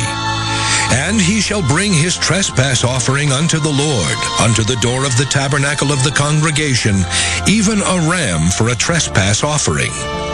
And the priest shall make an atonement for him with the ram of the trespass offering before the Lord, for his sin which he hath done. And the sin which he hath done shall be forgiven him. And when ye shall come into the land, and shall have planted all manner of trees for food, then ye shall count the fruit thereof as uncircumcised. 3 years shall it be as uncircumcised unto you. It shall not be eaten of. But in the 4th year all the fruit thereof shall be holy to praise the Lord withal. And in the 5th year shall ye eat of the fruit thereof, that it may yield unto you the increase thereof. I am the Lord your God. Ye shall not eat anything with the blood, neither shall ye use enchantment, nor observe times. Ye shall not round the corners of your heads, neither shalt thou mar the corners of thy beard. Ye shall not make any cuttings in your flesh for the dead, nor print any marks upon you. I am the Lord. Do not prostitute thy daughter to cause her to be a whore, lest the land fall to whoredom, and the land become full of wickedness. Ye shall keep my Sabbaths, and reverence my sanctuary. I am the Lord. Regard not them that have familiar spirits, neither seek after wizards to be defiled by them. I am the Lord your God. Thou shalt rise up before the hoary head, and honor the face of the old man, and fear thy God. I am the Lord. And if a stranger sojourn with thee in your land, ye shall not vex him. But the stranger that dwelleth with you shall be unto you as one born among you, and thou shalt love him as thyself. For ye were strangers in the land of Egypt. I am the Lord your God. Ye shall do no unrighteousness in judgment, in meteyard, in weight, or in measure. Just balances, just weights, a just ephah, and a just hin shall ye have. I am the Lord your God, which brought you out of the land of Egypt. Therefore shall ye observe all my statutes and all my judgments, and do them. I am the Lord. Leviticus, chapter 20. And the Lord spake unto Moses, saying, Again thou shalt say to the children of Israel, Whosoever he be of the children of Israel, or of the strangers that sojourn in Israel, that giveth any of his seed unto Moloch, he shall surely be put to death. The people of the land shall stone him with stones. And I will set my face against that man, and will cut him off from among his people, because he hath given of his seed unto Moloch, to defile my sanctuary, and to profane my holy name. And if the people of the land do any ways hide their eyes from the man, when he giveth of his seed unto Moloch, and kill him not, then I will set my face against that man, and against his family, and will cut him off, and all that go a-whoring after him, to commit whoredom with Moloch, from among their people. And the soul that turneth after such as have familiar spirits, and after wizards, to go a-whoring after them, I will even set my face against that soul, and will cut him off from among his people. Sanctify yourselves, therefore, and be ye holy, for I am the Lord your God. And ye shall keep my statutes and do them. I am the Lord which sanctify you. For every one that curseth his father or his mother shall be surely put to death. He hath cursed his father or his mother, his blood shall be upon him. And the man that committeth adultery with another man's wife, even he that committeth adultery with his neighbor's wife, the adulterer and the adulteress shall surely be put to death. And the man that lieth with his father's wife hath uncovered his father's nakedness. Both of them shall surely be put to death. Their blood shall be upon them. And if a man lie with his daughter-in-law, both of them shall surely be put to death. They have wrought confusion. Their blood shall be upon them. If a man also lie with mankind as he lieth with a woman, both of them have committed an abomination. They shall surely be put to death. Their blood shall be upon them. And if a man take a wife and her mother, it is wickedness. They shall be burnt with fire, both he and they, that there be no wickedness among you. And if a man lie with a beast, he shall surely be put to death, and ye shall slay the beast. And if a woman approach unto any beast, and lie down thereto, thou shalt kill the woman and the beast. They shall surely be put to death. Their blood shall be upon them.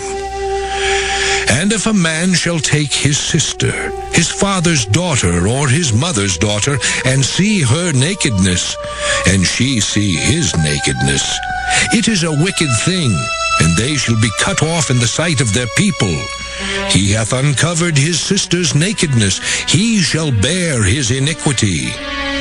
And if a man shall lie with a woman having her sickness, and shall uncover her nakedness, he hath discovered her fountain, and she hath uncovered the fountain of her blood, and both of them shall be cut off from among their people. And thou shalt not uncover the nakedness of thy mother's sister, nor of thy father's sister, for he uncovereth his near kin. They shall bear their iniquity. And if a man shall lie with his uncle's wife, he hath uncovered his uncle's nakedness. They shall bear their sin, they shall die childless. And if a man shall take his brother's wife, it is an unclean thing. He hath uncovered his brother's nakedness. They shall be childless. Ye shall therefore keep all my statutes and all my judgments, and do them, that the land whither I bring you to dwell therein spew you not out. And ye shall not walk in the manners of the nation which I cast out before you. For they committed all these things, and therefore I abhorred them. But I have said unto you, ye shall inherit their land, and I will give it unto you to possess it, a land that floweth with milk and honey. I am the Lord your God, which have separated you from other people. Ye shall therefore put difference between clean beasts and unclean, and between unclean fowls and clean. And ye shall not make your souls abominable by beast, or by fowl, or by any manner of living thing that creepeth on the ground, which I have separated from you as unclean. And ye shall be holy unto me, for I the Lord am holy, and have severed you from other people, that ye should be mine. A man also, or woman that hath a familiar spirit, or that is a wizard, shall surely be put to death. They shall stone them with stones. Their blood shall be upon them. Leviticus chapter 21. And the Lord said unto Moses, Speak unto the priests the sons of Aaron, and say unto them, There shall none be defiled for the dead among his people. But for his kin that is near unto him, that is, for his mother, and for his father, and for his son, and for his daughter, and for his brother, and for his sister a virgin that is nigh unto him, which hath had no husband, for her may he be defiled. But he shall not defile himself, being a chief man among his people, to profane himself. They shall not make baldness upon their head, neither shall they shave off the corner of their beard, nor make any cuttings in their flesh. They shall be holy unto their God, and not profane the name of their God. For the offerings of the Lord made by fire, and the bread of their God, they do offer. Therefore they shall be holy. They shall not take a wife that is a whore or profane, neither shall they take a woman put away from her husband, for he is holy unto his God. Thou shalt sanctify him therefore, for he offereth the bread of thy God. He shall be holy unto thee, for I the Lord which sanctify you am holy. And the daughter of any priest, if she profane herself by playing the whore, she profaneth her father. She shall be burnt with fire. And he that is the high priest among his brethren, upon whose head the anointing oil was poured, and that is consecrated to put on the garments, shall not uncover his head, nor rend his clothes. Neither shall he go into any dead body, nor defile himself for his father or for his mother. Neither shall he go out of the sanctuary, nor profane the sanctuary of his God. For the crown of the anointing oil of his God is upon him. I am the Lord. And he shall take a wife in her virginity. A widow, or a divorced woman, or profane, or an harlot, these shall he not take. But he shall take a virgin of his own people to wife. Neither shall he profane his seed among his people, for I the Lord do sanctify him. And the Lord spake unto Moses, saying, Speak unto Aaron, saying, Whosoever he be of thy seed in their generations that hath any blemish, let him not approach to offer the bread of his God. For whatsoever man he be that hath a blemish, he shall not approach. A blind man, or a lame, or he that hath a flat nose, or anything superfluous, or a man that is broken-footed, or broken-handed, or crook-backed, or a dwarf, or that hath a blemish in his eye, or be scurvy, or scabbed, or hath his stones broken. No man that hath a blemish of the seed of Aaron the priest shall come nigh to offer the offerings of the Lord made by fire. He hath a blemish.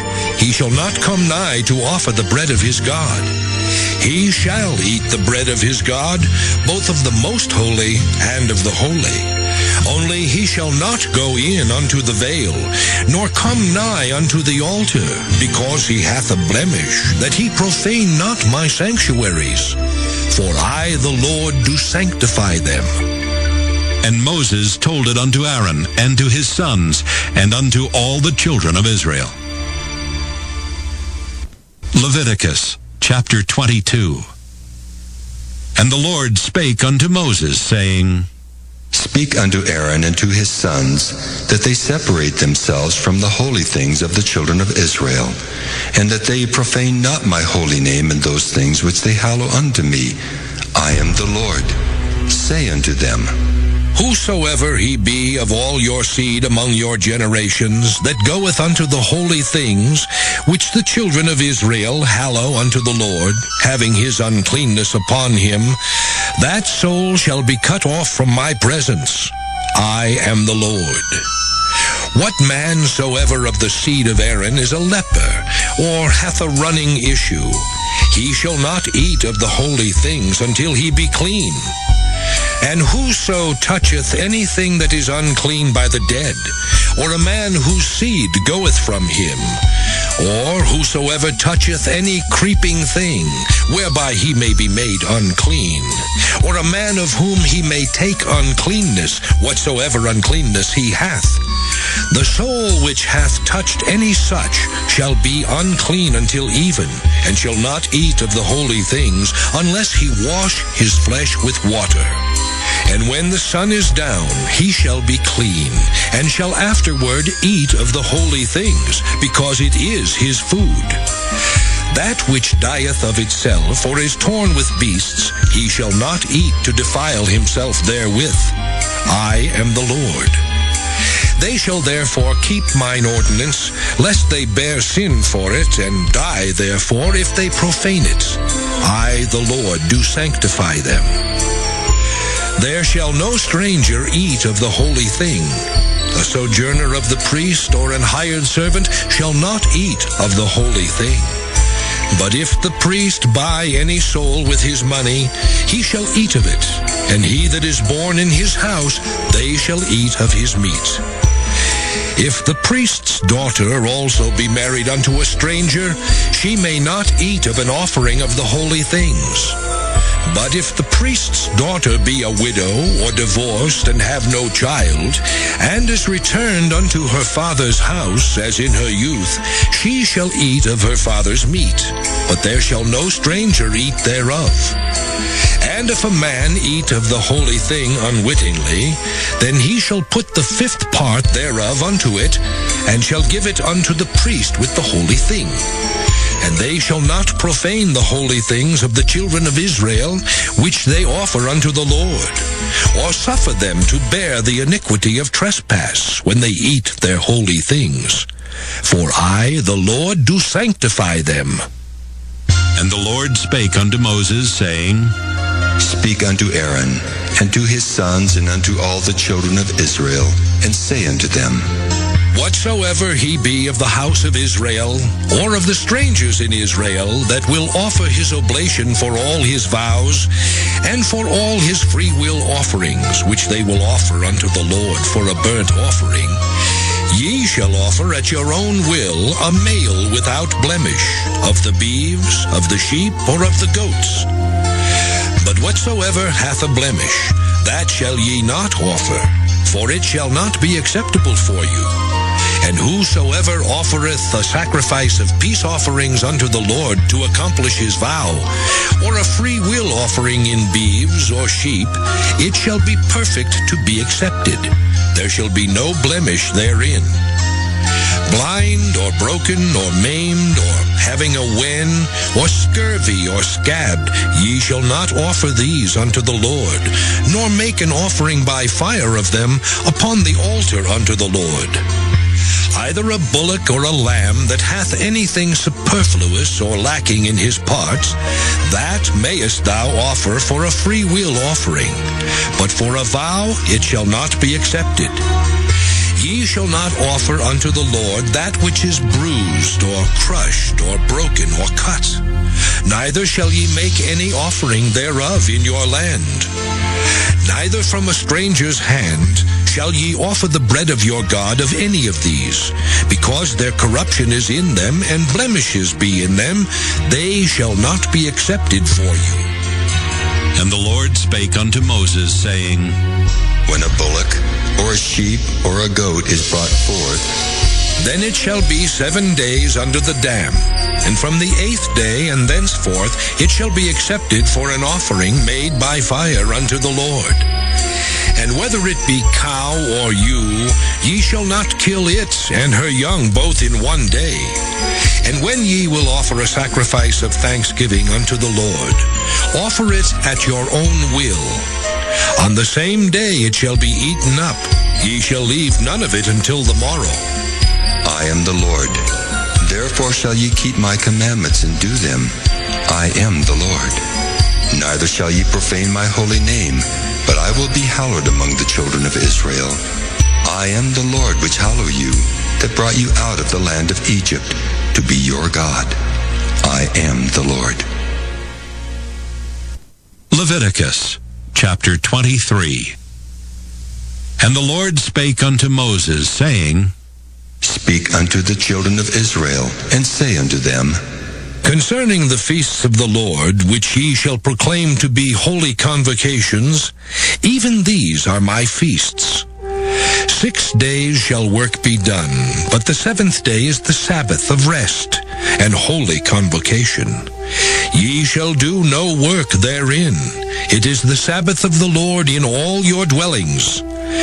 These are the feasts of the Lord, even holy convocations, which ye shall proclaim in their seasons. In the 14th day of the 1st month at even is the Lord's Passover. And on the 15th day of the same month is the feast of unleavened bread unto the Lord. 7 days ye must eat unleavened bread. In the 1st day ye shall have an holy convocation. Ye shall do no servile work therein. But ye shall offer an offering made by fire unto the Lord 7 days. In the 7th day is an holy convocation. Ye shall do no servile work therein. And the Lord spake unto Moses, saying, Speak unto the children of Israel, and say unto them, When ye be come into the land which I give unto you, and shall reap the harvest thereof, then ye shall bring a sheaf of the first fruits of your harvest unto the priest. And he shall wave the sheaf before the Lord, to be accepted for you. On the morrow after the Sabbath the priest shall wave it. And ye shall offer that day when ye wave the sheaf an he-lamb without blemish of the 1st year for a burnt offering unto the Lord. And the meat offering thereof shall be 2/10 deals of fine flour mingled with oil, an offering made by fire unto the Lord for a sweet savor. And the drink offering thereof shall be of wine, the 4th part of an hin. And ye shall eat neither bread, nor parched corn, nor green ears, until the selfsame day that ye have brought an offering unto your God. It shall be a statute forever throughout your generations in all your dwellings. And ye shall count unto you from the morrow after the Sabbath, from the day that ye brought the sheaf of the wave offering, 7 Sabbaths shall be complete. Even unto the morrow after the 7th Sabbath shall ye number 50 days. And ye shall offer a new meat offering unto the Lord. Ye shall bring out of your habitations 2 wave loaves of 2/10 deals. They shall be of fine flour. They shall be baken with leaven. They are the first fruits unto the Lord. And ye shall offer with the bread 7 lambs without blemish of the 1st year, and 1 young bullock, and 2 rams. They shall be for a burnt offering unto the Lord, with their meat offering and their drink offerings, even an offering made by fire, of sweet savor unto the Lord. Then ye shall sacrifice 1 kid of the goats for a sin offering, and 2 lambs of the first year for a sacrifice of peace offerings. And the priest shall wave them with the bread of the first fruits for a wave offering before the Lord, with the 2 lambs. They shall be holy to the Lord for the priest. And ye shall proclaim on the selfsame day that it may be an holy convocation unto you. Ye shall do no servile work therein. It shall be a statute forever in all your dwellings throughout your generations. And when ye reap the harvest of your land, thou shalt not make clean riddance of the corners of thy field when thou reapest. Neither shalt thou gather any gleaning of thy harvest. Thou shalt leave them unto the poor and to the stranger. I am the Lord your God.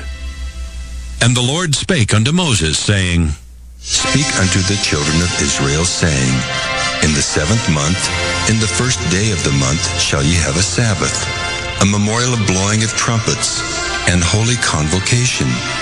Ye shall do no servile work therein, but ye shall offer an offering made by fire unto the Lord. And the Lord spake unto Moses, saying, Also on the 10th day of the 7th month, there shall be a day of atonement.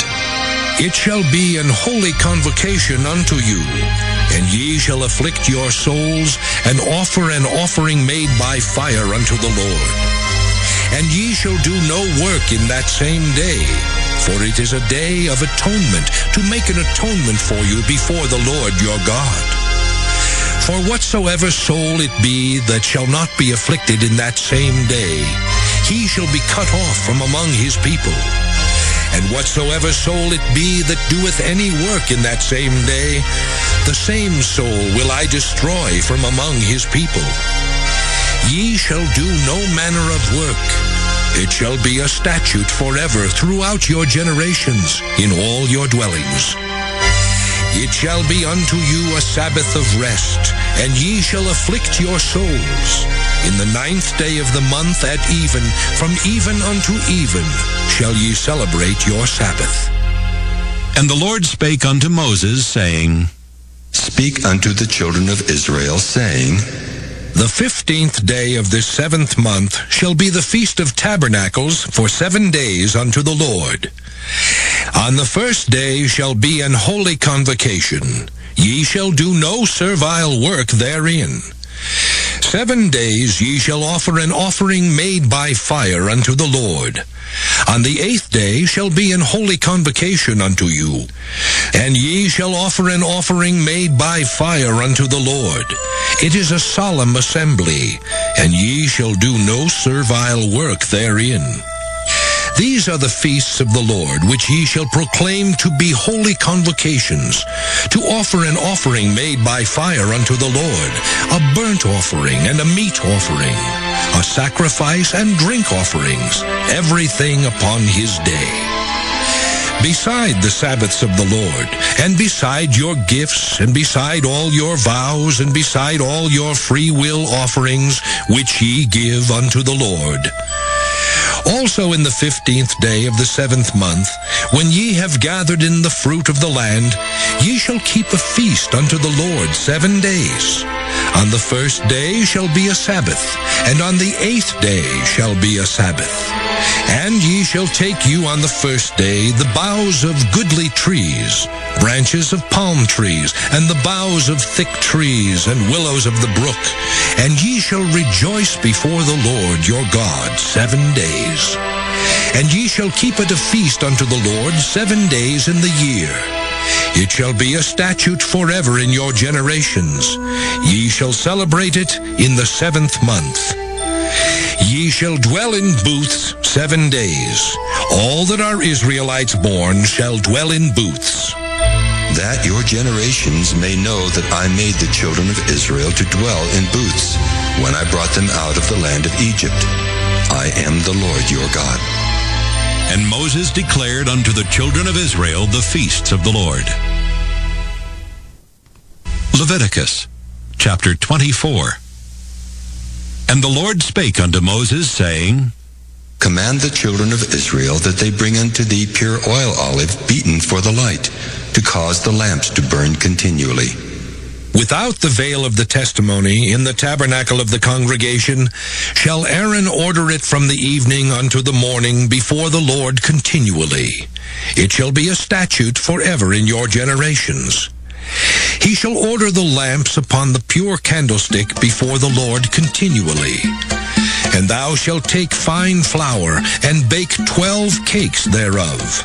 2/10 deals shall be in one cake. And thou shalt set them in 2 rows, 6 on a row upon the pure table before the Lord. And thou shalt put pure frankincense upon each row, that it may be on the bread for a memorial, even an offering made by fire unto the Lord. Every Sabbath he shall set it in order before the Lord continually, being taken from the children of Israel by an everlasting covenant. And it shall be Aaron's and his sons, and they shall eat it in the holy place. For it is most holy unto him of the offerings of the Lord, made by fire by a perpetual statute.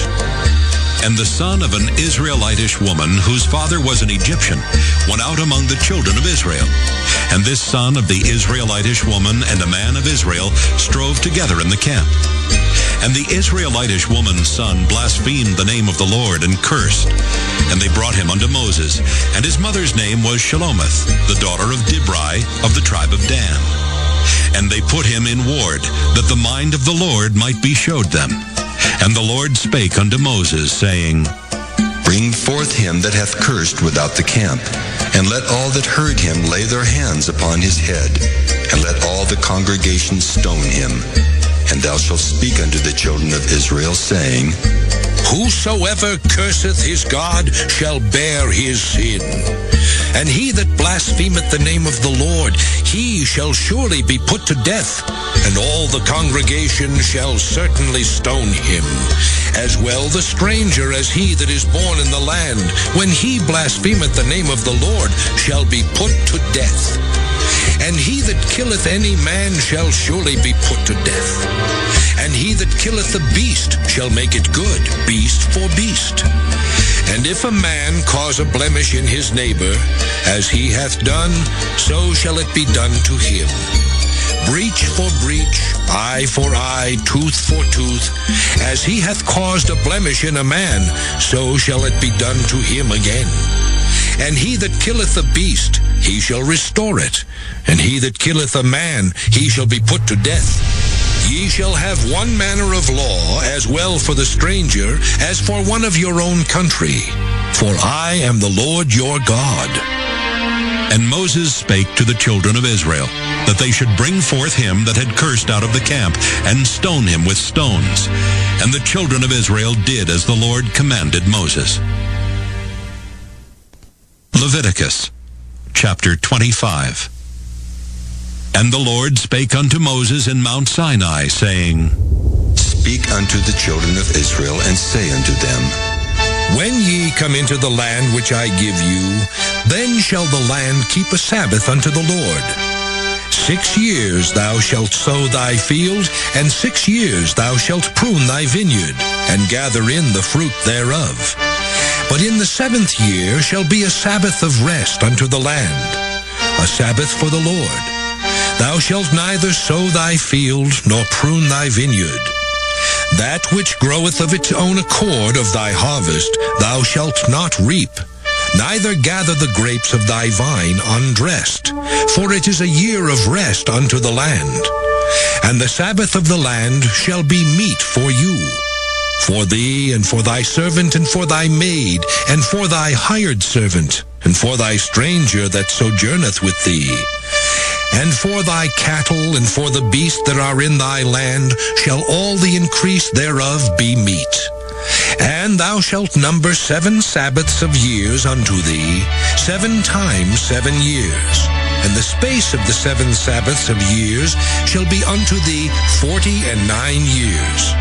Then shalt thou cause the trumpet of the Jubilee to sound on the 10th day of the 7th month. In the day of atonement shall ye make the trumpet sound throughout all your land. And ye shall hallow the 50th year, and proclaim liberty throughout all the land unto all the inhabitants thereof. It shall be a jubilee unto you. And ye shall return every man unto his possession, and ye shall return every man unto his family. A jubilee shall that 50th year be unto you.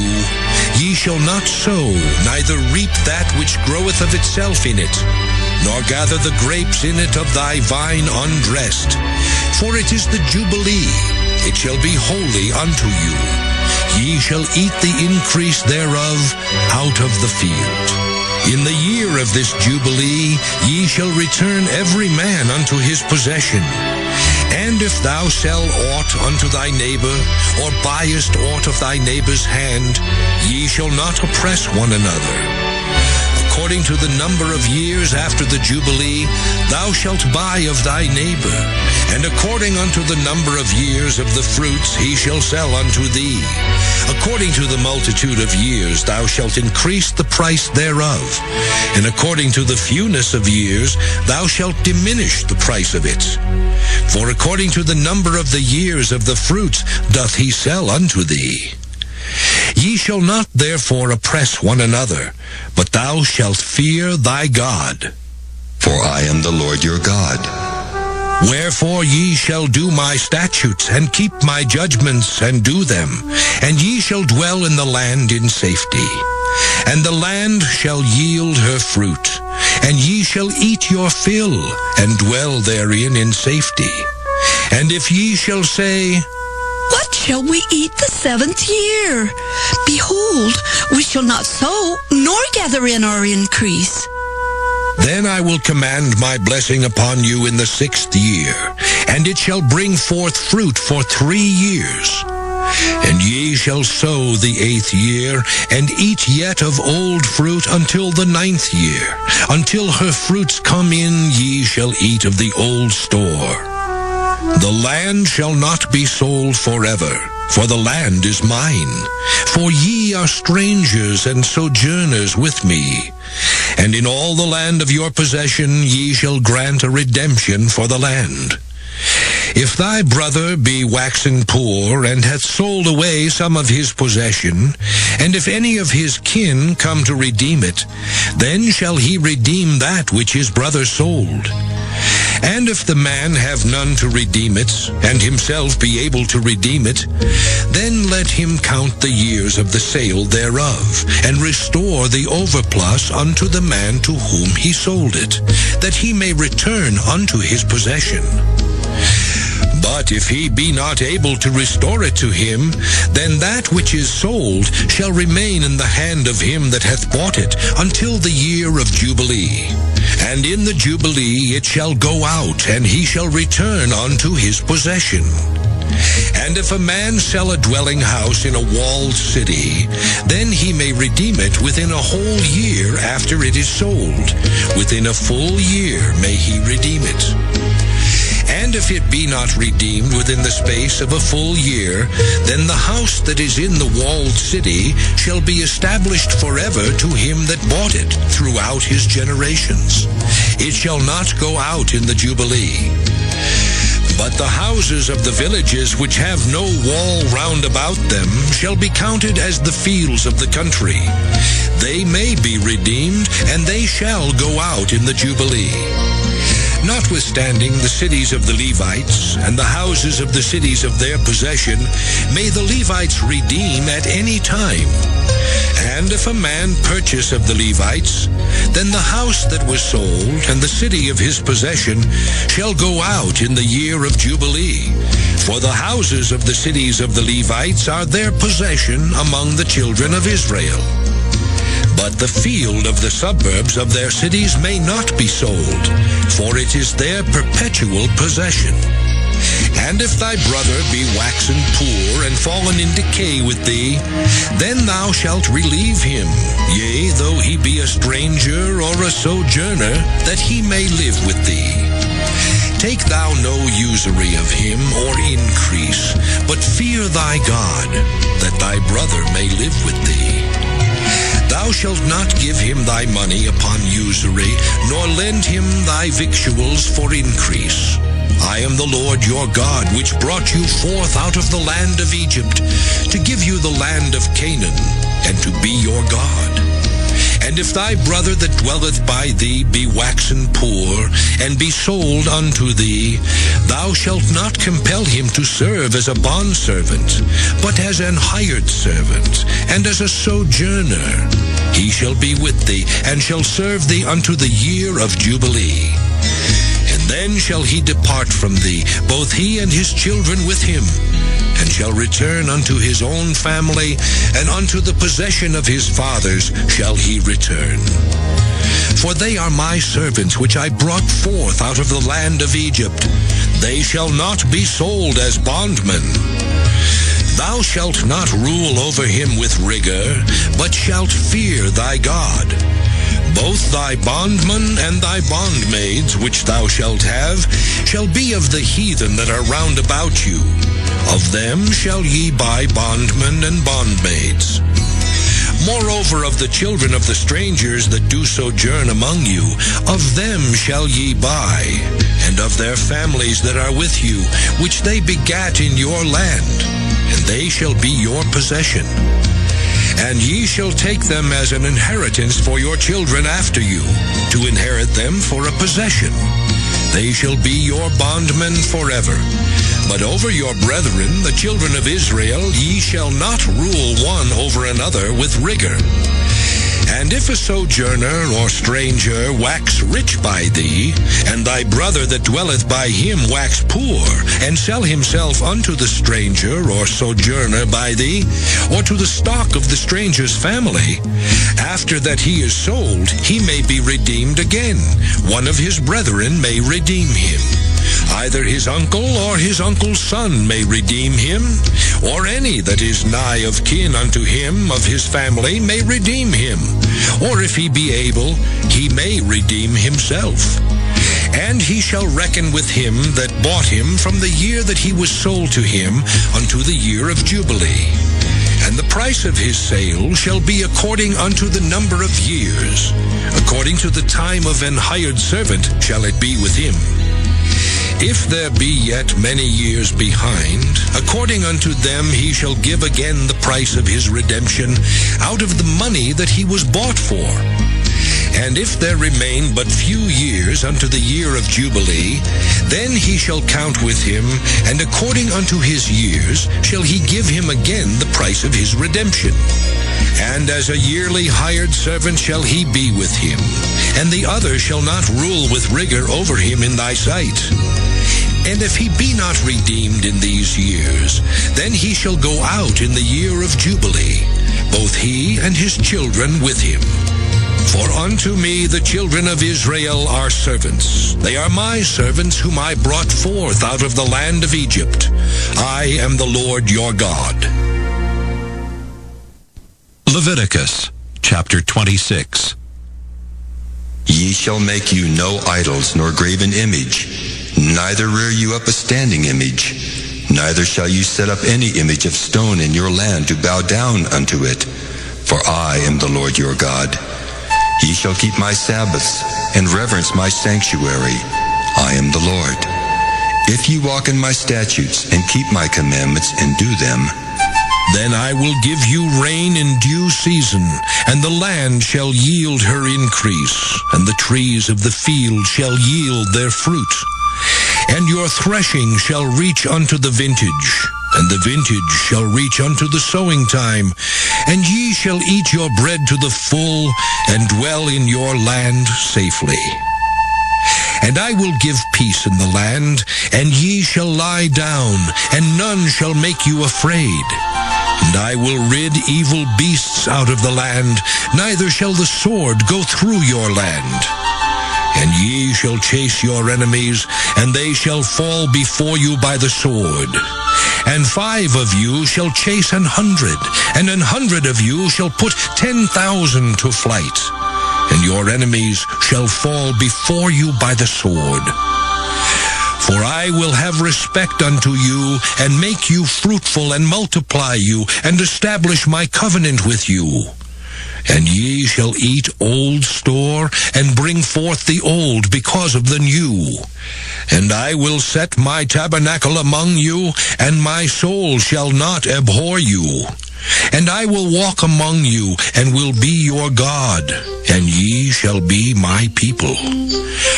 I am the Lord your God, which brought you forth out of the land of Egypt, that ye should not be their bondmen. And I have broken the bands of your yoke, and made you go upright. But if ye will not hearken unto me, and will not do all these commandments, and if ye shall despise my statutes, or if your soul abhor my judgments, so that ye will not do all my commandments, but that ye break my covenant, I also will do this unto you.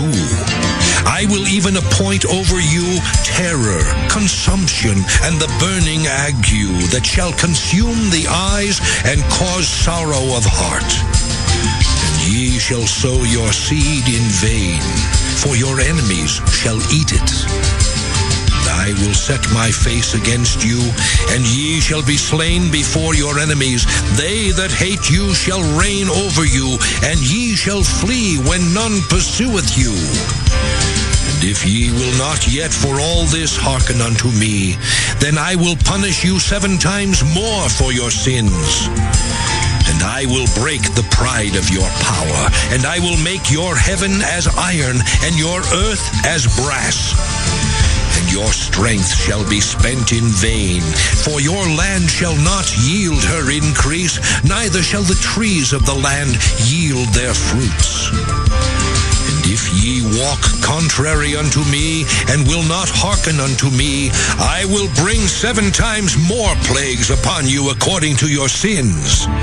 I will also send wild beasts among you, which shall rob you of your children, and destroy your cattle, and make you few in number, and your high ways shall be desolate. And if ye will not be reformed by me by these things, but will walk contrary unto me, then will I also walk contrary unto you, and will punish you yet 7 times for your sins. And I will bring a sword upon you, that shall avenge the quarrel of my covenant. And when ye are gathered together within your cities, I will send the pestilence among you, and ye shall be delivered into the hand of the enemy. And when I have broken the staff of your bread, 10 women shall bake your bread in one oven, and they shall deliver you your bread again by weight. And ye shall eat, and not be satisfied. And if ye will not for all this hearken unto me, but walk contrary unto me, then I will walk contrary unto you also in fury. And I, even I, will chastise you 7 times for your sins. And ye shall eat the flesh of your sons, and the flesh of your daughters shall ye eat. And I will destroy your high places, and cut down your images, and cast your carcasses upon the carcasses of your idols, and my soul shall abhor you. And I will make your cities waste, and bring your sanctuaries unto desolation, and I will not smell the savor of your sweet odors. And I will bring the land into desolation, and your enemies which dwell therein shall be astonished at it. And I will scatter you among the heathen, and will draw out a sword after you, and your land shall be desolate, and your cities waste. Then shall the land enjoy her Sabbaths, as long as it lieth desolate, and ye be in your enemy's land, even then shall the land rest, and enjoy her Sabbaths. As long as it lieth desolate, it shall rest, because it did not rest in your Sabbaths, when ye dwelt upon it. And upon them that are left alive of you, I will send a faintness into their hearts in the lands of their enemies, and the sound of a shaken leaf shall chase them, and they shall flee as fleeing from a sword, and they shall fall when none pursueth. And they shall fall one upon another, as it were before a sword, when none pursueth. And and ye shall have no power to stand before your enemies. And ye shall perish among the heathen, and the land of your enemies shall eat you up. And they that are left of you shall pine away in their iniquity in your enemies' lands, and also in the iniquities of their fathers shall they pine away with them. If they shall confess their iniquity, and the iniquity of their fathers with their trespass which they trespassed against me, and that also they have walked contrary unto me, and that I also have walked contrary unto them, and have brought them into the land of their enemies, if then their uncircumcised hearts be humbled, and they then accept of the punishment of their iniquity, then will I remember my covenant with Jacob, and also my covenant with Isaac, and also my covenant with Abraham will I remember, and I will remember the land. The land also shall be left of them, and shall enjoy her Sabbaths, while she lieth desolate without them. And they shall accept of the punishment of their iniquity, even because they despised my judgments, and because their soul abhorred my statutes. And yet for all that, when they be in the land of their enemies, I will not cast them away, neither will I abhor them, to destroy them utterly, and to break my covenant with them.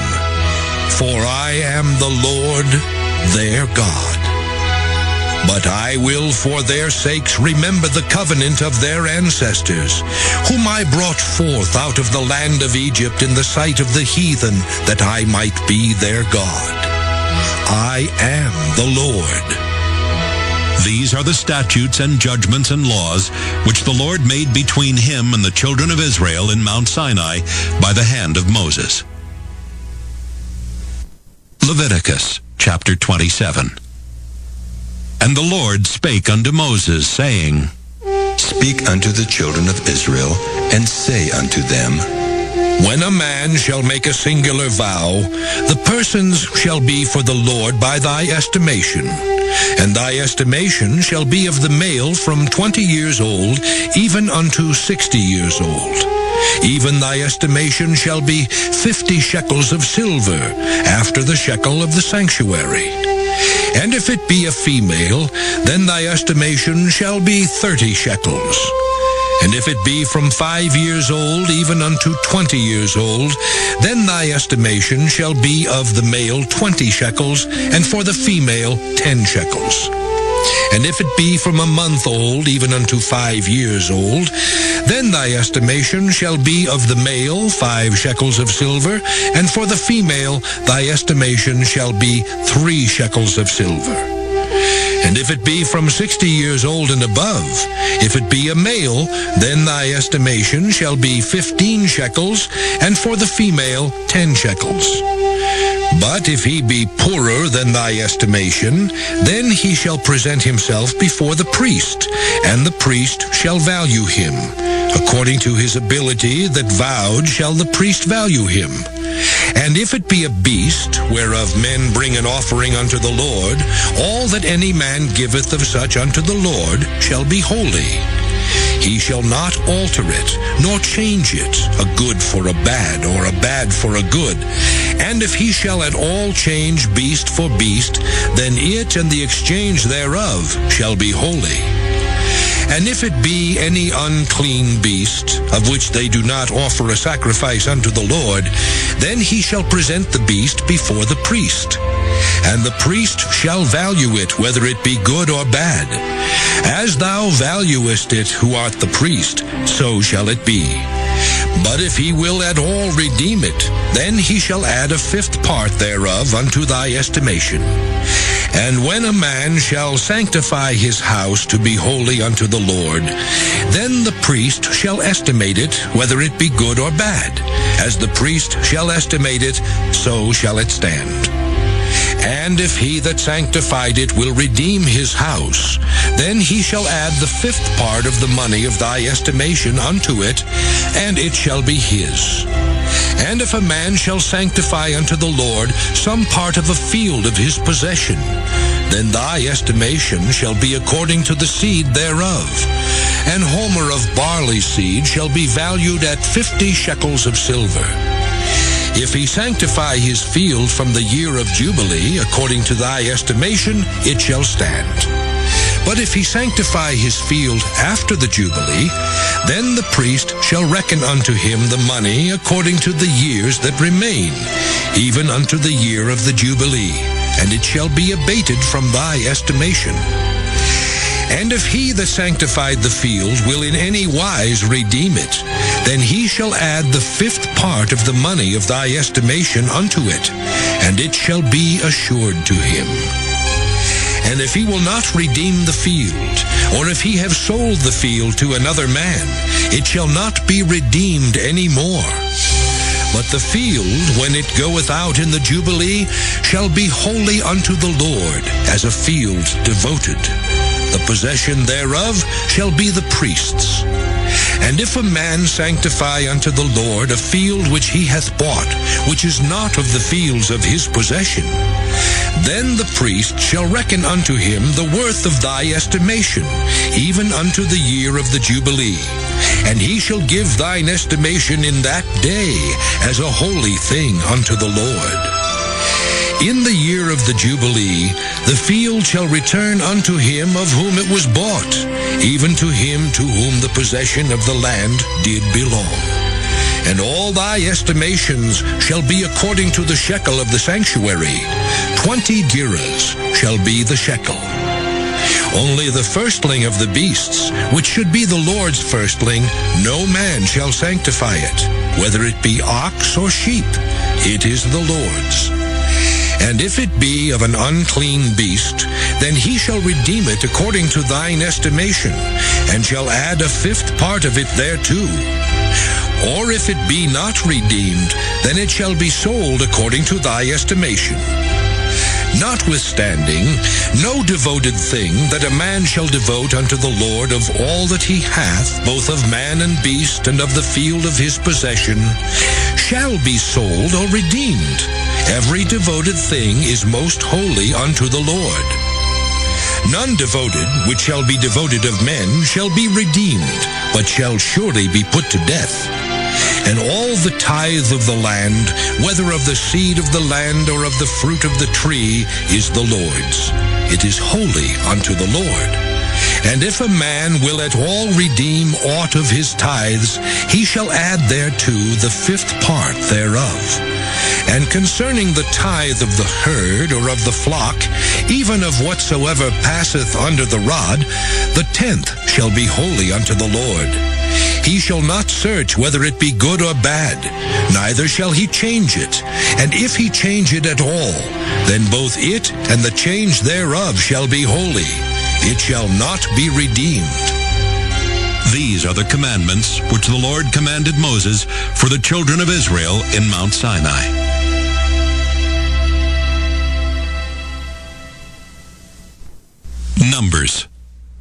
Numbers chapter 1.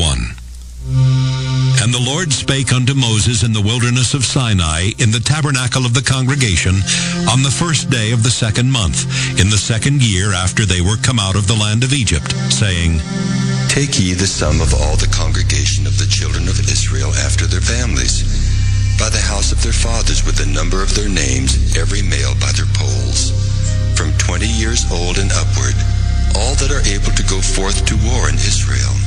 Thou and Aaron shall number them by their armies. And with you there shall be a man of every tribe, every one head of the house of his fathers. And these are the names of the men that shall stand with you. Of the tribe of Reuben, Elizur the son of Shedeur. Of Simeon, Shelumiel the son of Zurishaddai. Of Judah, Nahshon the son of Amminadab. Of Issachar, Nathaniel the son of Zuar. Of Zebulun, Eliab the son of Helon. Of the children of Joseph, of Ephraim, Elishama the son of Ammihud. Of Manasseh, Gamaliel the son of Pedazur. Of Benjamin, Abidan the son of Gideoni. Of Dan, Ahiezer the son of Ammishaddai. Of Asher, Pagiel the son of Ochran. Of Gad, Eliasaph the son of Duel.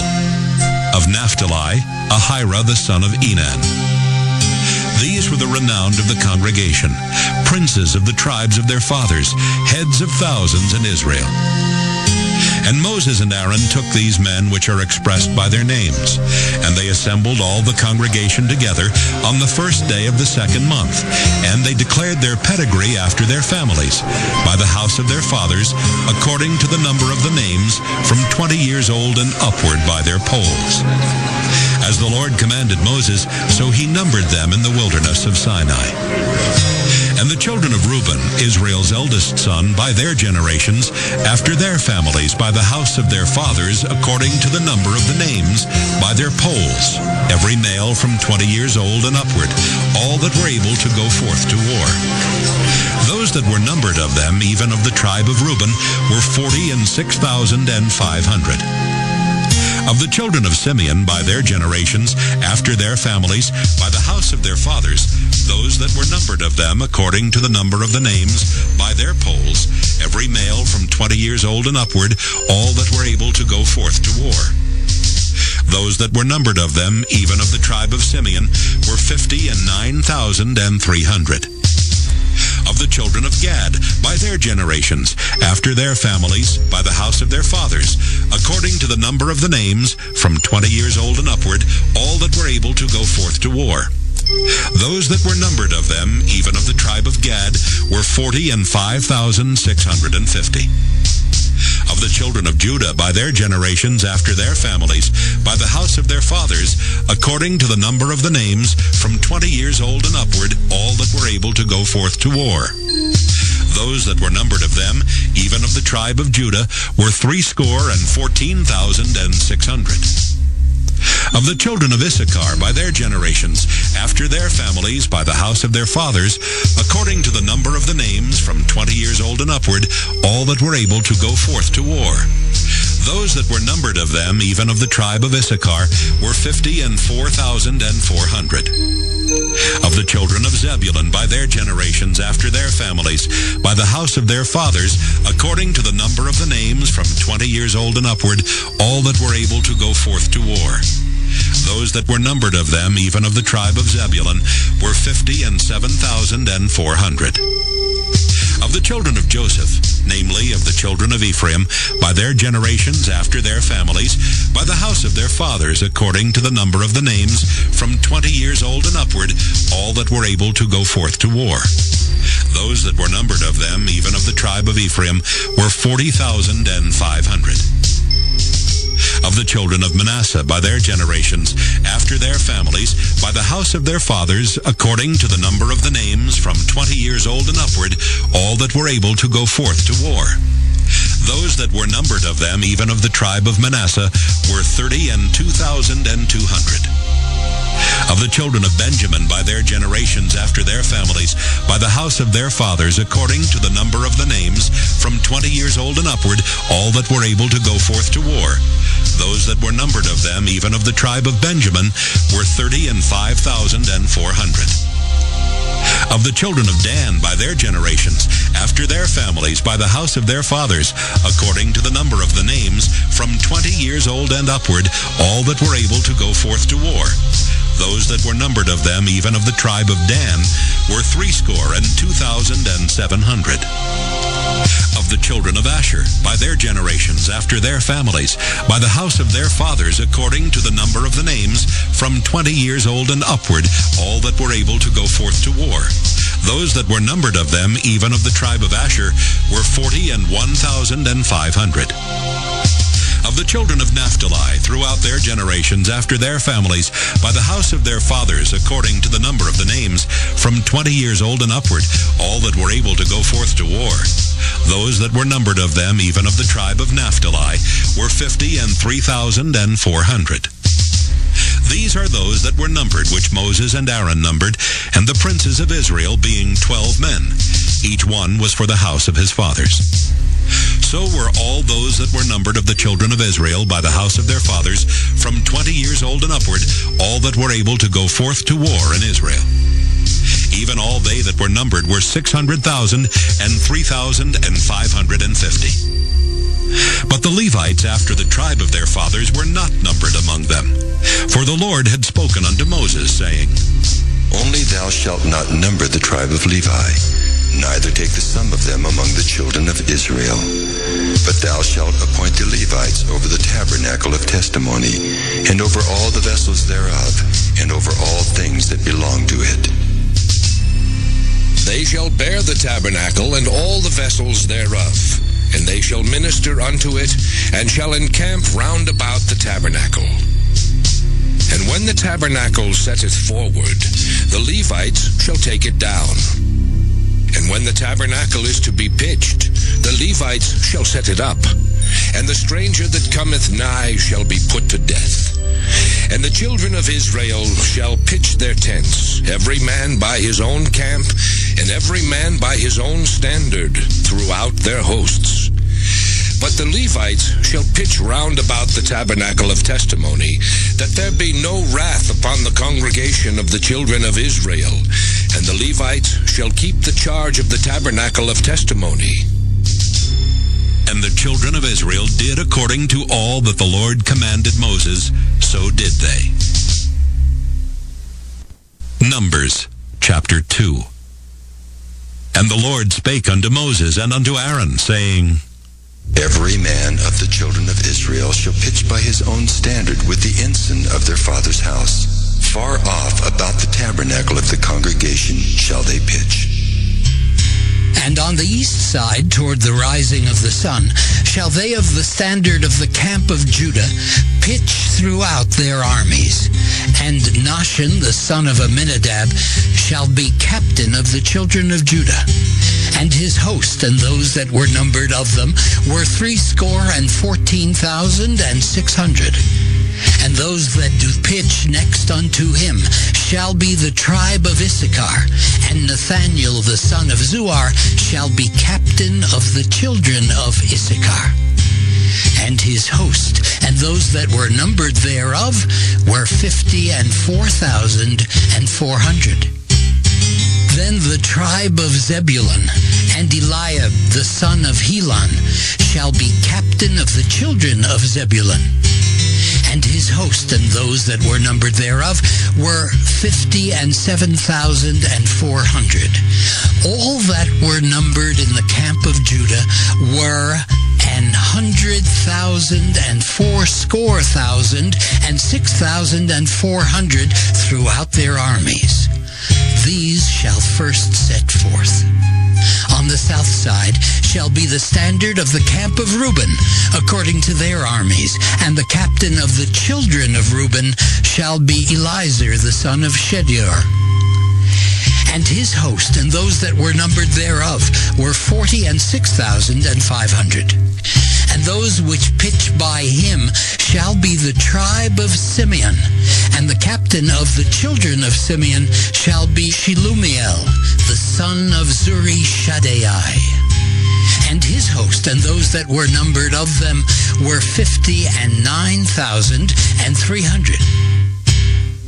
Then the tribe of Gad, and the captain of the sons of Gad shall be Eliasaph, the son of Reuel. And his host and those that were numbered of them were 45,650. All that were numbered in the camp of Reuben were 100,050 and 1,450 throughout their armies, and they shall set forth in the second rank. Then the tabernacle of the congregation shall set forward with the camp of the Levites in the midst of the camp.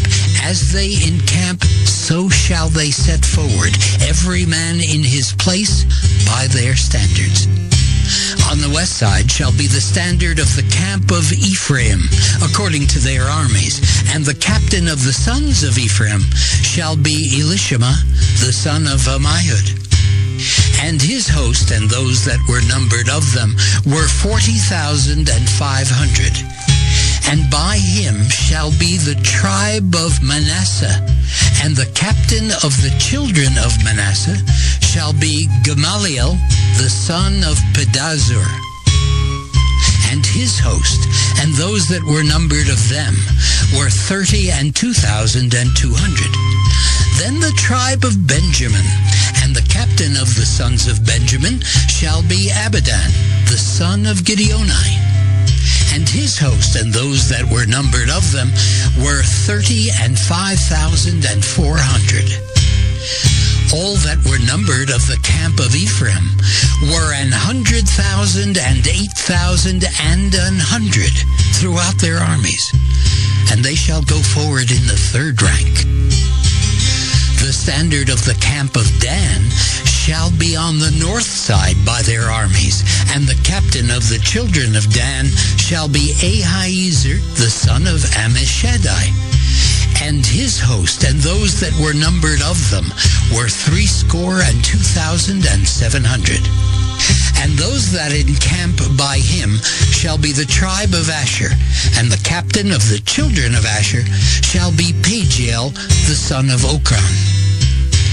And his host and those that were numbered of them were 41,500. Then the tribe of Naphtali, and the captain of the children of Naphtali shall be Ahira, the son of Enan. And his host and those that were numbered of them were 53,400. All they that were numbered in the camp of Dan were 100,050 and 7,600. They shall go hindmost with their standards. These are those which were numbered of the children of Israel by the house of their fathers. All those that were numbered of the camps throughout their hosts were 600,000 and 3,550. But the Levites were not numbered among the children of Israel, as the Lord commanded Moses. And the children of Israel did according to all that the Lord commanded Moses. So they pitched by their standards, and so they set forward every one after their families, according to the house of their fathers. Numbers, chapter 3. These also are the generations of Aaron and Moses in the day that the Lord spake with Moses in Mount Sinai. And these are the names of the sons of Aaron, Nadab the firstborn, and Abihu, Eleazar, and Ithamar. These are the names of the sons of Aaron, the priests which were anointed, whom he consecrated to minister in the priest's office. And Nadab and Abihu died before the Lord when they offered strange fire before the Lord in the wilderness of Sinai, and they had no children. And Eleazar and Ithamar ministered in the priest's office in the sight of Aaron their father. And the Lord spake unto Moses, saying, Bring the tribe of Levi near, and present them before Aaron the priest, that they may minister unto him. And they shall keep his charge, and the charge of the whole congregation before the tabernacle of the congregation, to do the service of the tabernacle. And they shall keep all the instruments of the tabernacle of the congregation, and the charge of the children of Israel, to do the service of the tabernacle. And thou shalt give the Levites unto Aaron and to his sons. They are wholly given unto him out of the children of Israel. And thou shalt appoint Aaron and his sons, and they shall wait on their priest's office. And the stranger that cometh nigh shall be put to death. And the Lord spake unto Moses, saying, And behold, I have taken the Levites from among the children of Israel, instead of all the firstborn that openeth the matrix among the children of Israel. Therefore the Levites shall be mine, because all the firstborn are mine. For on the day that I smote all the firstborn in the land of Egypt, I hallowed unto me all the firstborn in Israel, both man and beast. Mine shall they be. I am the Lord. And the Lord spake unto Moses in the wilderness of Sinai, saying, Number the children of Levi after the house of their fathers by their families. Every male from a month old and upward shalt thou number them. And Moses numbered them according to the word of the Lord, as he was commanded. And these were the sons of Levi by their names, Gershon and Kohath and Merari. And these are the names of the sons of Gershon by their families, Libni and Shimei. And the sons of Kohath by their families, Amram and Izahar, Hebron and Uzziel. And the sons of Merari by their families, Malai and Mushai. These are the families of the Levites according to the house of their fathers. Of Gershon was the family of the Libnites and the family of the Shemites. These are the families of the Gershonites. Those that were numbered of them according to the number of all the males, from a month old and upward, even those that were numbered of them were 7,500. The families of the Gershonites shall pitch behind the tabernacle westward, and the chief of the house of the father of the Gershonites shall be Eliasaph the son of Lael. And the charge of the sons of Gershon in the tabernacle of the congregation shall be the tabernacle and the tent, the covering thereof, and the hanging for the door of the tabernacle of the congregation. And the hangings of the court, and the curtain for the door of the court, which is by the tabernacle, and by the altar round about, and the cords of it for all the service thereof. And of Kohath was the family of the Amramites, and the family of the Izaharites, and the family of the Hebronites, and the family of the Uzzielites. These are the families of the Kohathites. In the number of all the males from a month old and upward were 8,600, keeping the charge of the sanctuary. The families of the sons of Kohath shall pitch on the side of the tabernacle southward. And the chief of the house of the father of the families of the Kohathites shall be Elizaphan, the son of Uzziel. And their charge shall be the ark, and the table, and the candlestick, and the altars, and the vessels of the sanctuary wherewith they minister, and the hanging, and all the service thereof. And Eleazar the son of Aaron the priest shall be chief over the chief of the Levites, and have the oversight of them that keep the charge of the sanctuary. Of Merari was the family of the Malites, and the family of the Mushites. These are the families of Merari. And those that were numbered of them, according to the number of all the males, from a month old and upward, were 6,200. And the chief of the house of the father of the families of Merari was Zuriel, the son of Abihail. These shall pitch on the side of the tabernacle northward.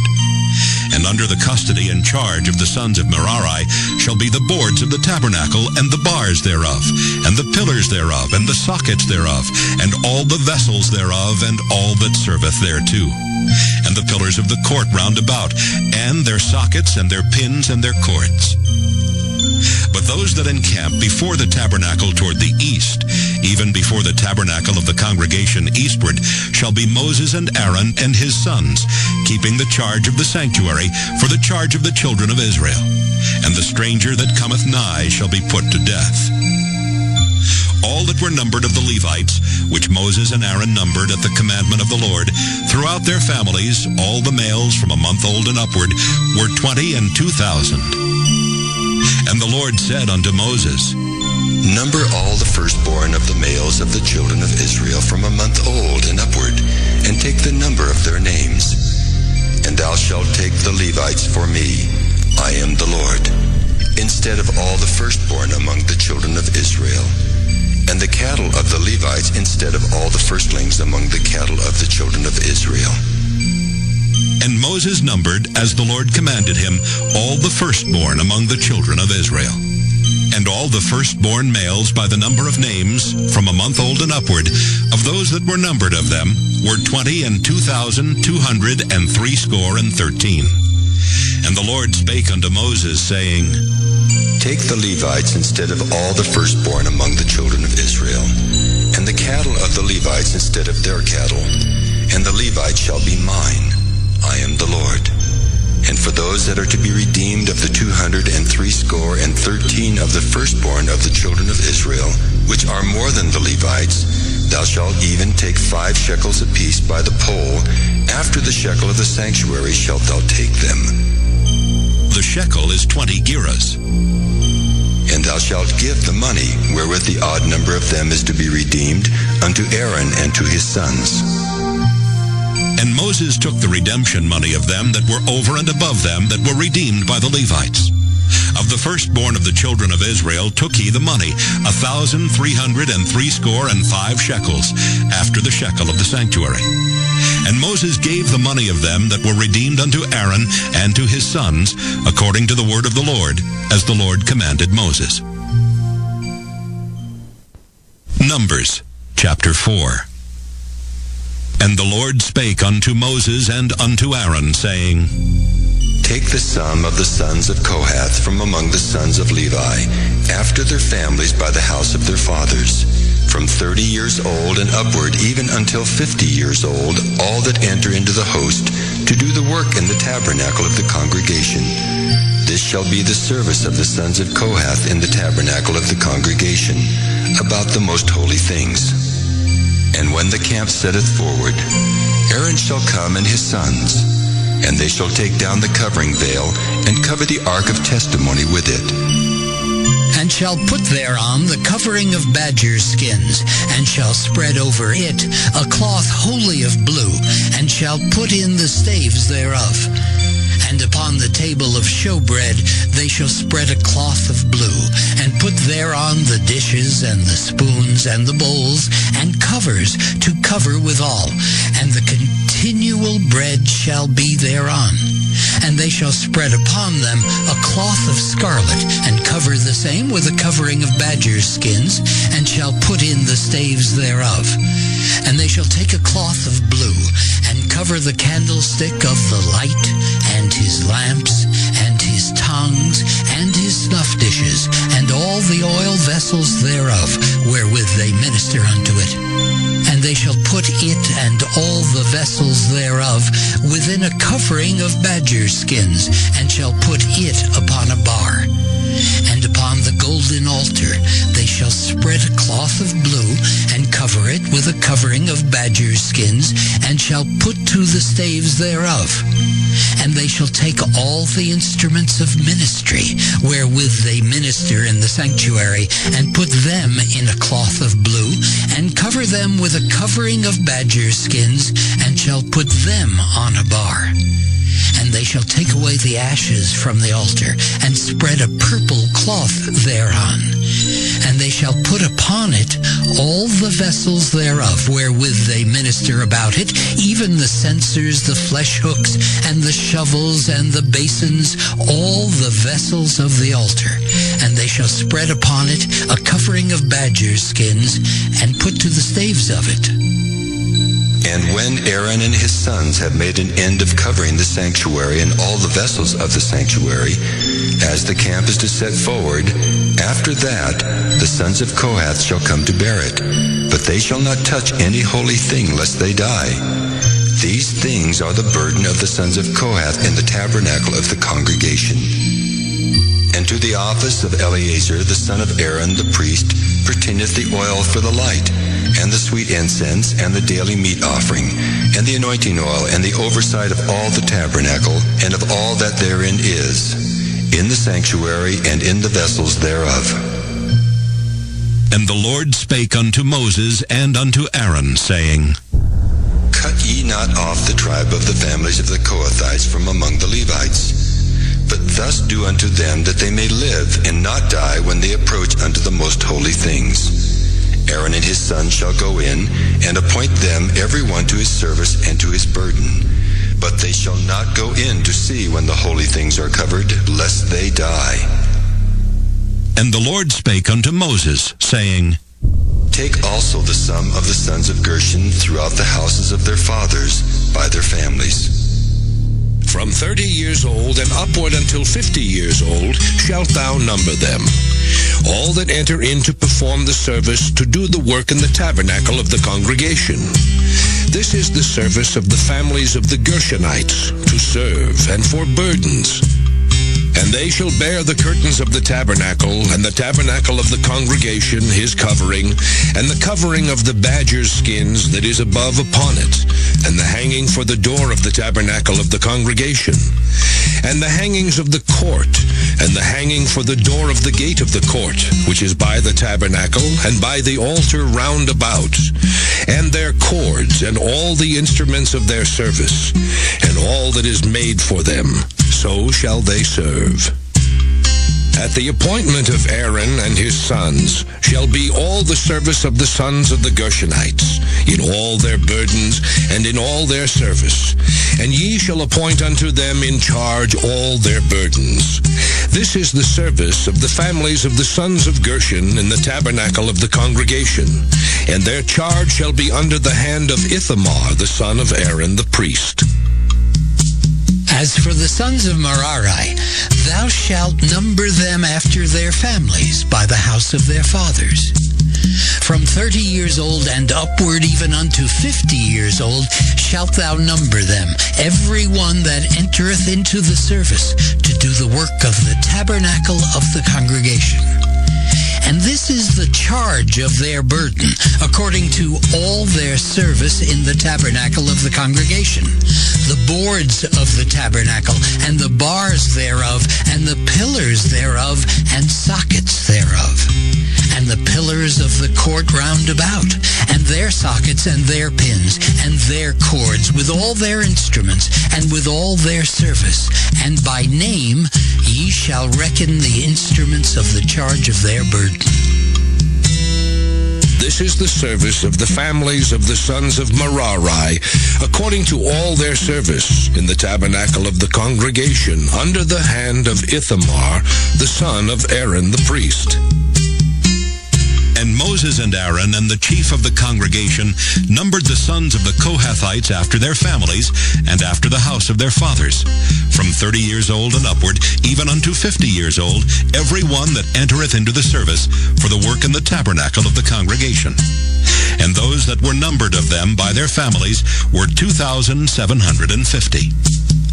These were they that were numbered of the families of the Kohathites, all that might do service in the tabernacle of the congregation, which Moses and Aaron did number according to the commandment of the Lord by the hand of Moses.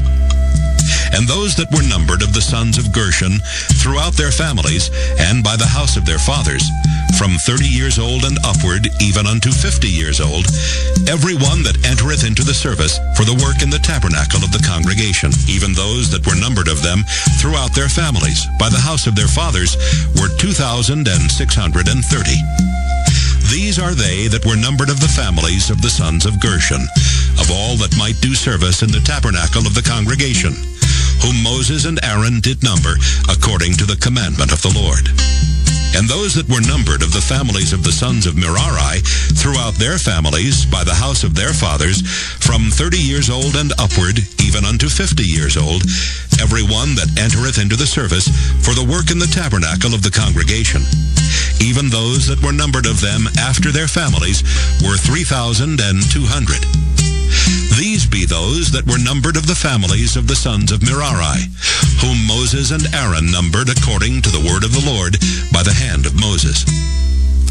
All those that were numbered of the Levites, whom Moses and Aaron and the chief of Israel numbered after their families and after the house of their fathers, from 30 years old and upward, even unto 50 years old, every one that came to do the service of the ministry and the service of the burden in the tabernacle of the congregation.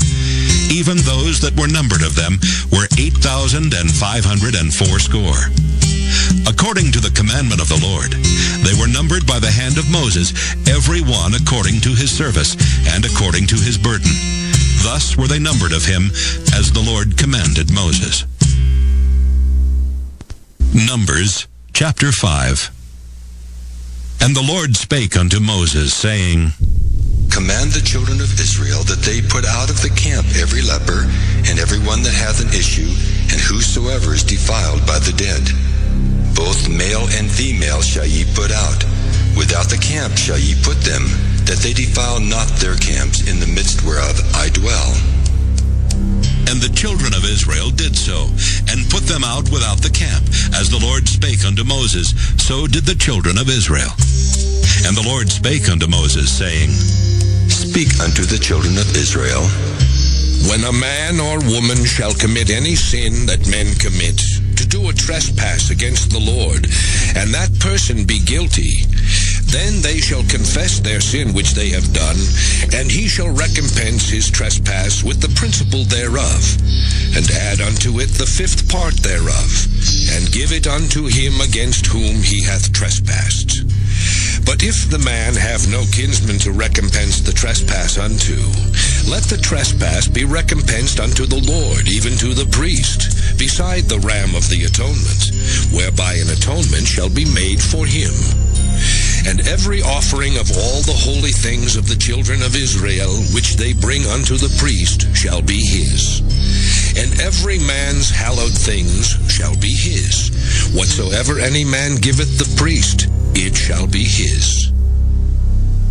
And the Lord spake unto Moses, saying, Speak unto the children of Israel, and say unto them, If any man's wife go aside and commit a trespass against him, and a man lie with her carnally, and it be hid from the eyes of her husband, and be kept close, and she be defiled, and there be no witness against her, neither she be taken with the manner, and the spirit of jealousy come upon him, and he be jealous of his wife, and she be defiled, or if the spirit of jealousy come upon him, and he be jealous of his wife, and she be not defiled, then shall the man bring his wife unto the priest, and he shall bring her offering for her, the 10th part of an ephah of barley meal.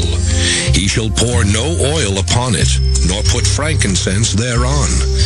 For it is an offering of jealousy, an offering of memorial, bringing iniquity to remembrance. And the priest shall bring her near, and set her before the Lord. And the priest shall take holy water in an earthen vessel, and of the dust that is in the floor of the tabernacle, the priest shall take and put it into the water. And the priest shall set the woman before the Lord, and uncover the woman's head, and put the offering of memorial in her hands, which is the jealousy offering. And the priest shall have in his hand the bitter water that causeth the curse. And the priest shall charge her by an oath, and say unto the woman, If no man have lain with thee, and if thou hast not gone aside to uncleanness with another instead of thy husband, be thou free from this bitter water that causeth the curse. But if thou hast gone aside to another instead of thy husband, and if thou be defiled, and some man have lain with thee beside thine husband, then the priest shall charge the woman with an oath of cursing, and the priest shall say unto the woman, The Lord make thee a curse and an oath among thy people, when the Lord doth make thy thigh to rot, and thy belly to swell. And this water that causeth the curse shall go into thy bowels, to make thy belly to swell, and thy thigh to rot. And the woman shall say, Amen. Amen. And the priest shall write these curses in a book, and he shall blot them out with the bitter water. And he shall cause the woman to drink the bitter water that causeth the curse. And the water that causeth the curse shall enter into her and become bitter. Then the priest shall take the jealousy offering out of the woman's hand, and shall wave the offering before the Lord, and offer it upon the altar. And the priest shall take an handful of the offering, even the memorial thereof, and burn it upon the altar, and afterward shall cause the woman to drink the water. And when he hath made her to drink the water, then it shall come to pass that if she be defiled, and have done trespass against her husband, that the water that causeth the curse shall enter into her and become bitter, and her belly shall swell, and her thigh shall rot, and the woman shall be a curse among her people. And if the woman be not defiled, but be clean, then she shall be free, and shall conceive seed. This is the law of jealousies, when a wife goeth aside to another instead of her husband, and is defiled. Or when the spirit of jealousy cometh upon him, and he be jealous over his wife, and shall set the woman before the Lord, and the priest shall execute upon her all this law. Then shall the man be guiltless from iniquity, and this woman shall bear her iniquity. Numbers, chapter 6. And the Lord spake unto Moses, saying, Speak unto the children of Israel, and say unto them, When either man or woman shall separate themselves to vow a vow of a Nazirite, to separate themselves unto the Lord. He shall separate himself from wine and strong drink, and shall drink no vinegar of wine or vinegar of strong drink, neither shall he drink any liquor of grapes, nor eat moist grapes or dried. All the days of his separation shall he eat nothing that is made of the vine tree, from the kernels even to the husk. All the days of the vow of his separation there shall no razor come upon his head, until the days be fulfilled, in the which he separateth himself unto the Lord. He shall be holy, and shall let the locks of the hair of his head grow. All the days that he separateth himself unto the Lord, he shall come at no dead body. He shall not make himself unclean for his father, or for his mother, for his brother, or for his sister when they die, because the consecration of his God is upon his head.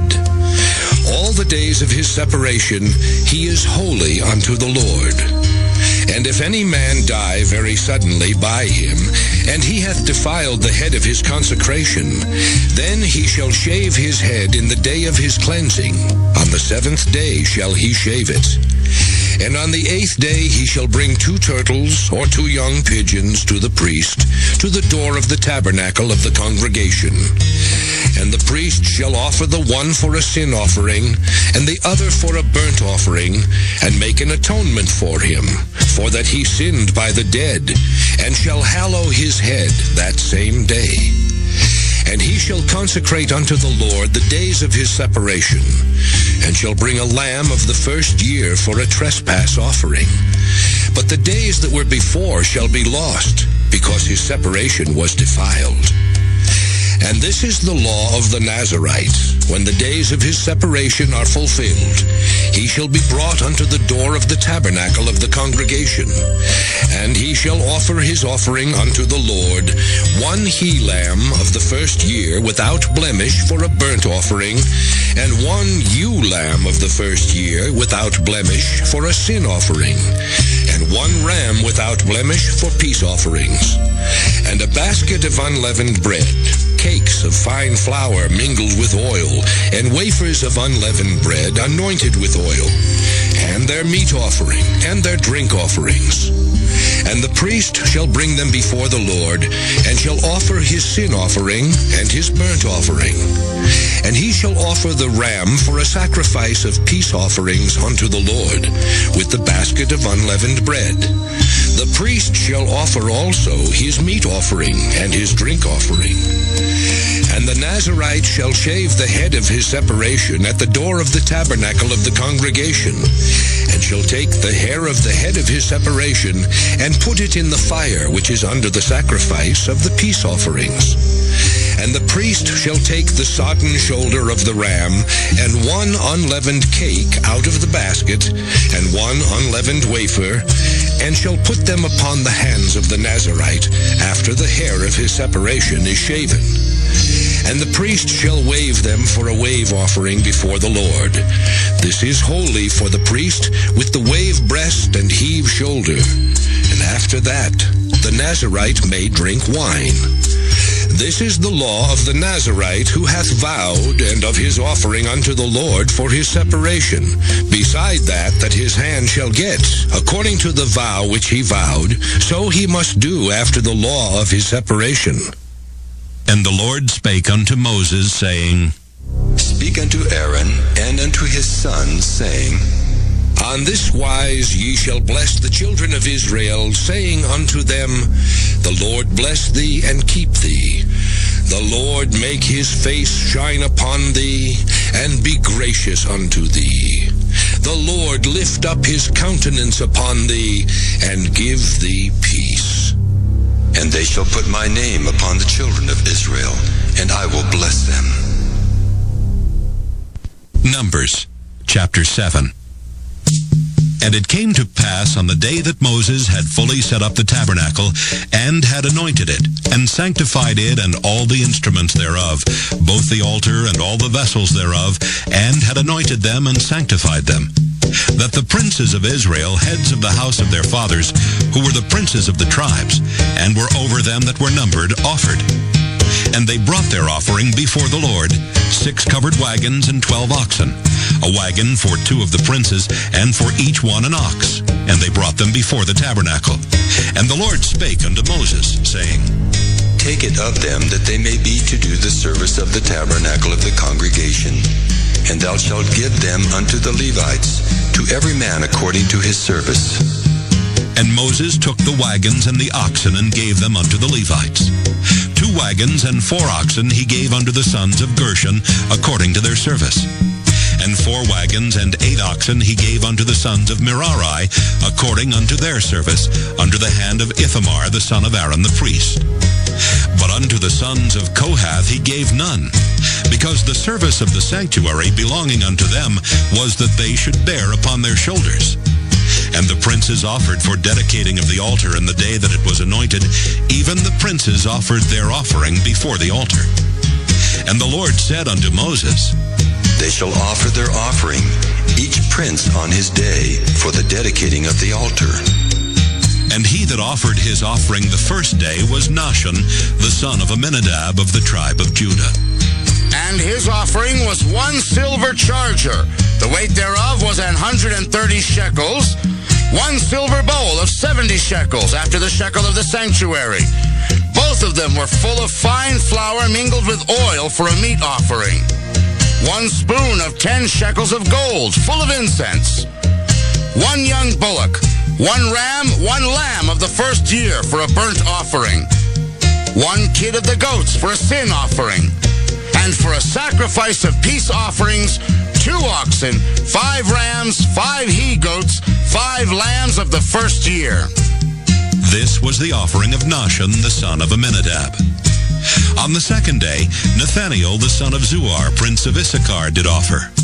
He offered for his offering 1 silver charger, the weight whereof was 130 shekels, 1 silver bowl of 70 shekels, after the shekel of the sanctuary, both of them full of fine flour mingled with oil for a meat offering. 1 spoon of gold of 10 shekels, full of incense. 1 young bullock, 1 ram, 1 lamb of the first year for a burnt offering. 1 kid of the goats for a sin offering, and for a sacrifice of peace offerings, 2 oxen, 5 rams, 5 he-goats, 5 lambs of the first year. This was the offering of Nathaniel, the son of Zuar. On the third day, Eliab, the son of Helon, prince of the children of Zebulun, did offer. His offering was 1 silver charger, the weight whereof was 130 shekels, 1 silver bowl of 70 shekels, after the shekel of the sanctuary, both of them full of fine flour mingled with oil for a meat offering, 1 golden spoon of 10 shekels, full of incense, 1 young bullock, 1 ram, 1 lamb of the first year for a burnt offering, 1 kid of the goats for a sin offering, and for a sacrifice of peace offerings, 2 oxen, 5 rams, 5 he-goats, 5 lambs of the first year. This was the offering of Eliab, the son of Helon. On the fourth day, Eliezer, the son of Shedeur, prince of the children of Reuben, did offer. His offering was 1 silver charger of the weight of 130 shekels, 1 silver bowl of 70 shekels, after the shekel of the sanctuary, both of them full of fine flour mingled with oil for a meat offering. 1 golden spoon of 10 shekels, full of incense, 1 young bullock, 1 ram, 1 lamb of the first year for a burnt offering, 1 kid of the goats for a sin offering, and for a sacrifice of peace offerings, 2 oxen, 5 rams, 5 he-goats, 5 lambs of the first year. This was the offering of Eliezer, the son of Shedeur. On the fifth day, Shelumiel, the son of Zurishaddai, prince of the children of Simeon, did offer. His offering was 1 silver charger, the weight whereof was 130 shekels, 1 silver bowl of 70 shekels, after the shekel of the sanctuary, both of them full of fine flour mingled with oil for a meat offering. 1 golden spoon of 10 shekels, full of incense. 1 young bullock, 1 ram, 1 lamb of the first year for a burnt offering. 1 kid of the goats for a sin offering. And for a sacrifice of peace offerings, 2 oxen, 5 rams, 5 he-goats, 5 lambs of the first year. This was the offering of Shelumiel, the son of Zurishaddai. On the 6th day, Eliasaph, the son of Deuel, prince of the children of Gad, offered.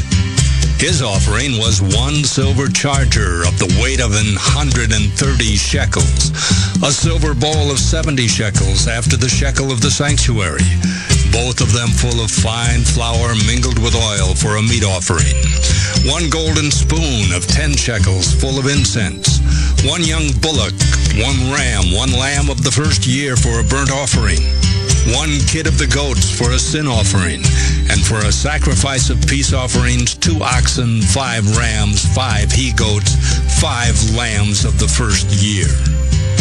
This was the offering of Eliasaph, the son of Deuel.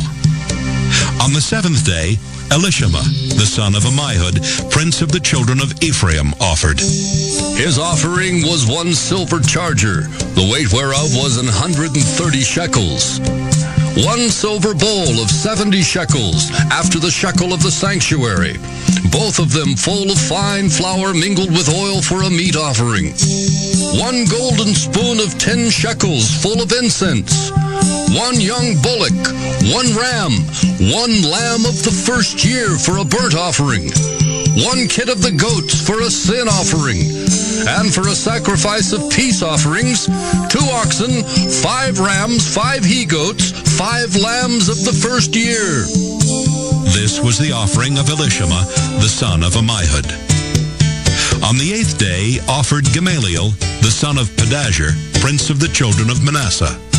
His offering was 1 silver charger of the weight of 130 shekels, 1 silver bowl of 70 shekels, after the shekel of the sanctuary, both of them full of fine flour mingled with oil for a meat offering, 1 golden spoon of 10 shekels, full of incense, 1 young bullock, 1 ram, 1 lamb of the first year for a burnt offering, 1 kid of the goats for a sin offering, and for a sacrifice of peace offerings, 2 oxen, 5 rams, 5 he-goats, 5 lambs of the first year.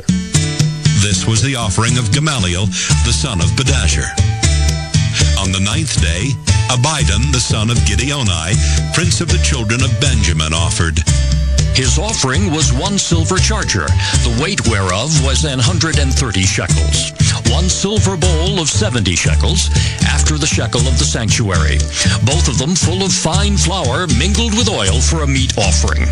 1 golden spoon of 10 shekels full of incense, 1 young bullock, 1 ram, 1 lamb of the first year for a burnt offering, 1 kid of the goats for a sin offering, and for a sacrifice of peace offerings, 2 oxen, 5 rams, 5 he-goats, 5 lambs of the first year. This was the offering of Abidan, the son of Gideoni. On the 10th day, Ahiezer, the son of Ammishaddai, prince of the children of Dan, offered. His offering was 1 silver charger, the weight whereof was 130 shekels, 1 silver bowl of 70 shekels, after the shekel of the sanctuary, both of them full of fine flour mingled with oil for a meat offering. 1 golden spoon of 10 shekels, full of incense, 1 young bullock, 1 ram, 1 lamb of the first year for a burnt offering, 1 kid of the goats for a sin offering, and for a sacrifice of peace offerings, 2 oxen, 5 rams, 5 he-goats, 5 lambs of the first year.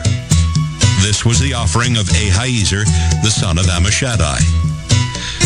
On the 11th day, Pagiel, the son of Ochran, prince of the children of Asher, offered. His offering was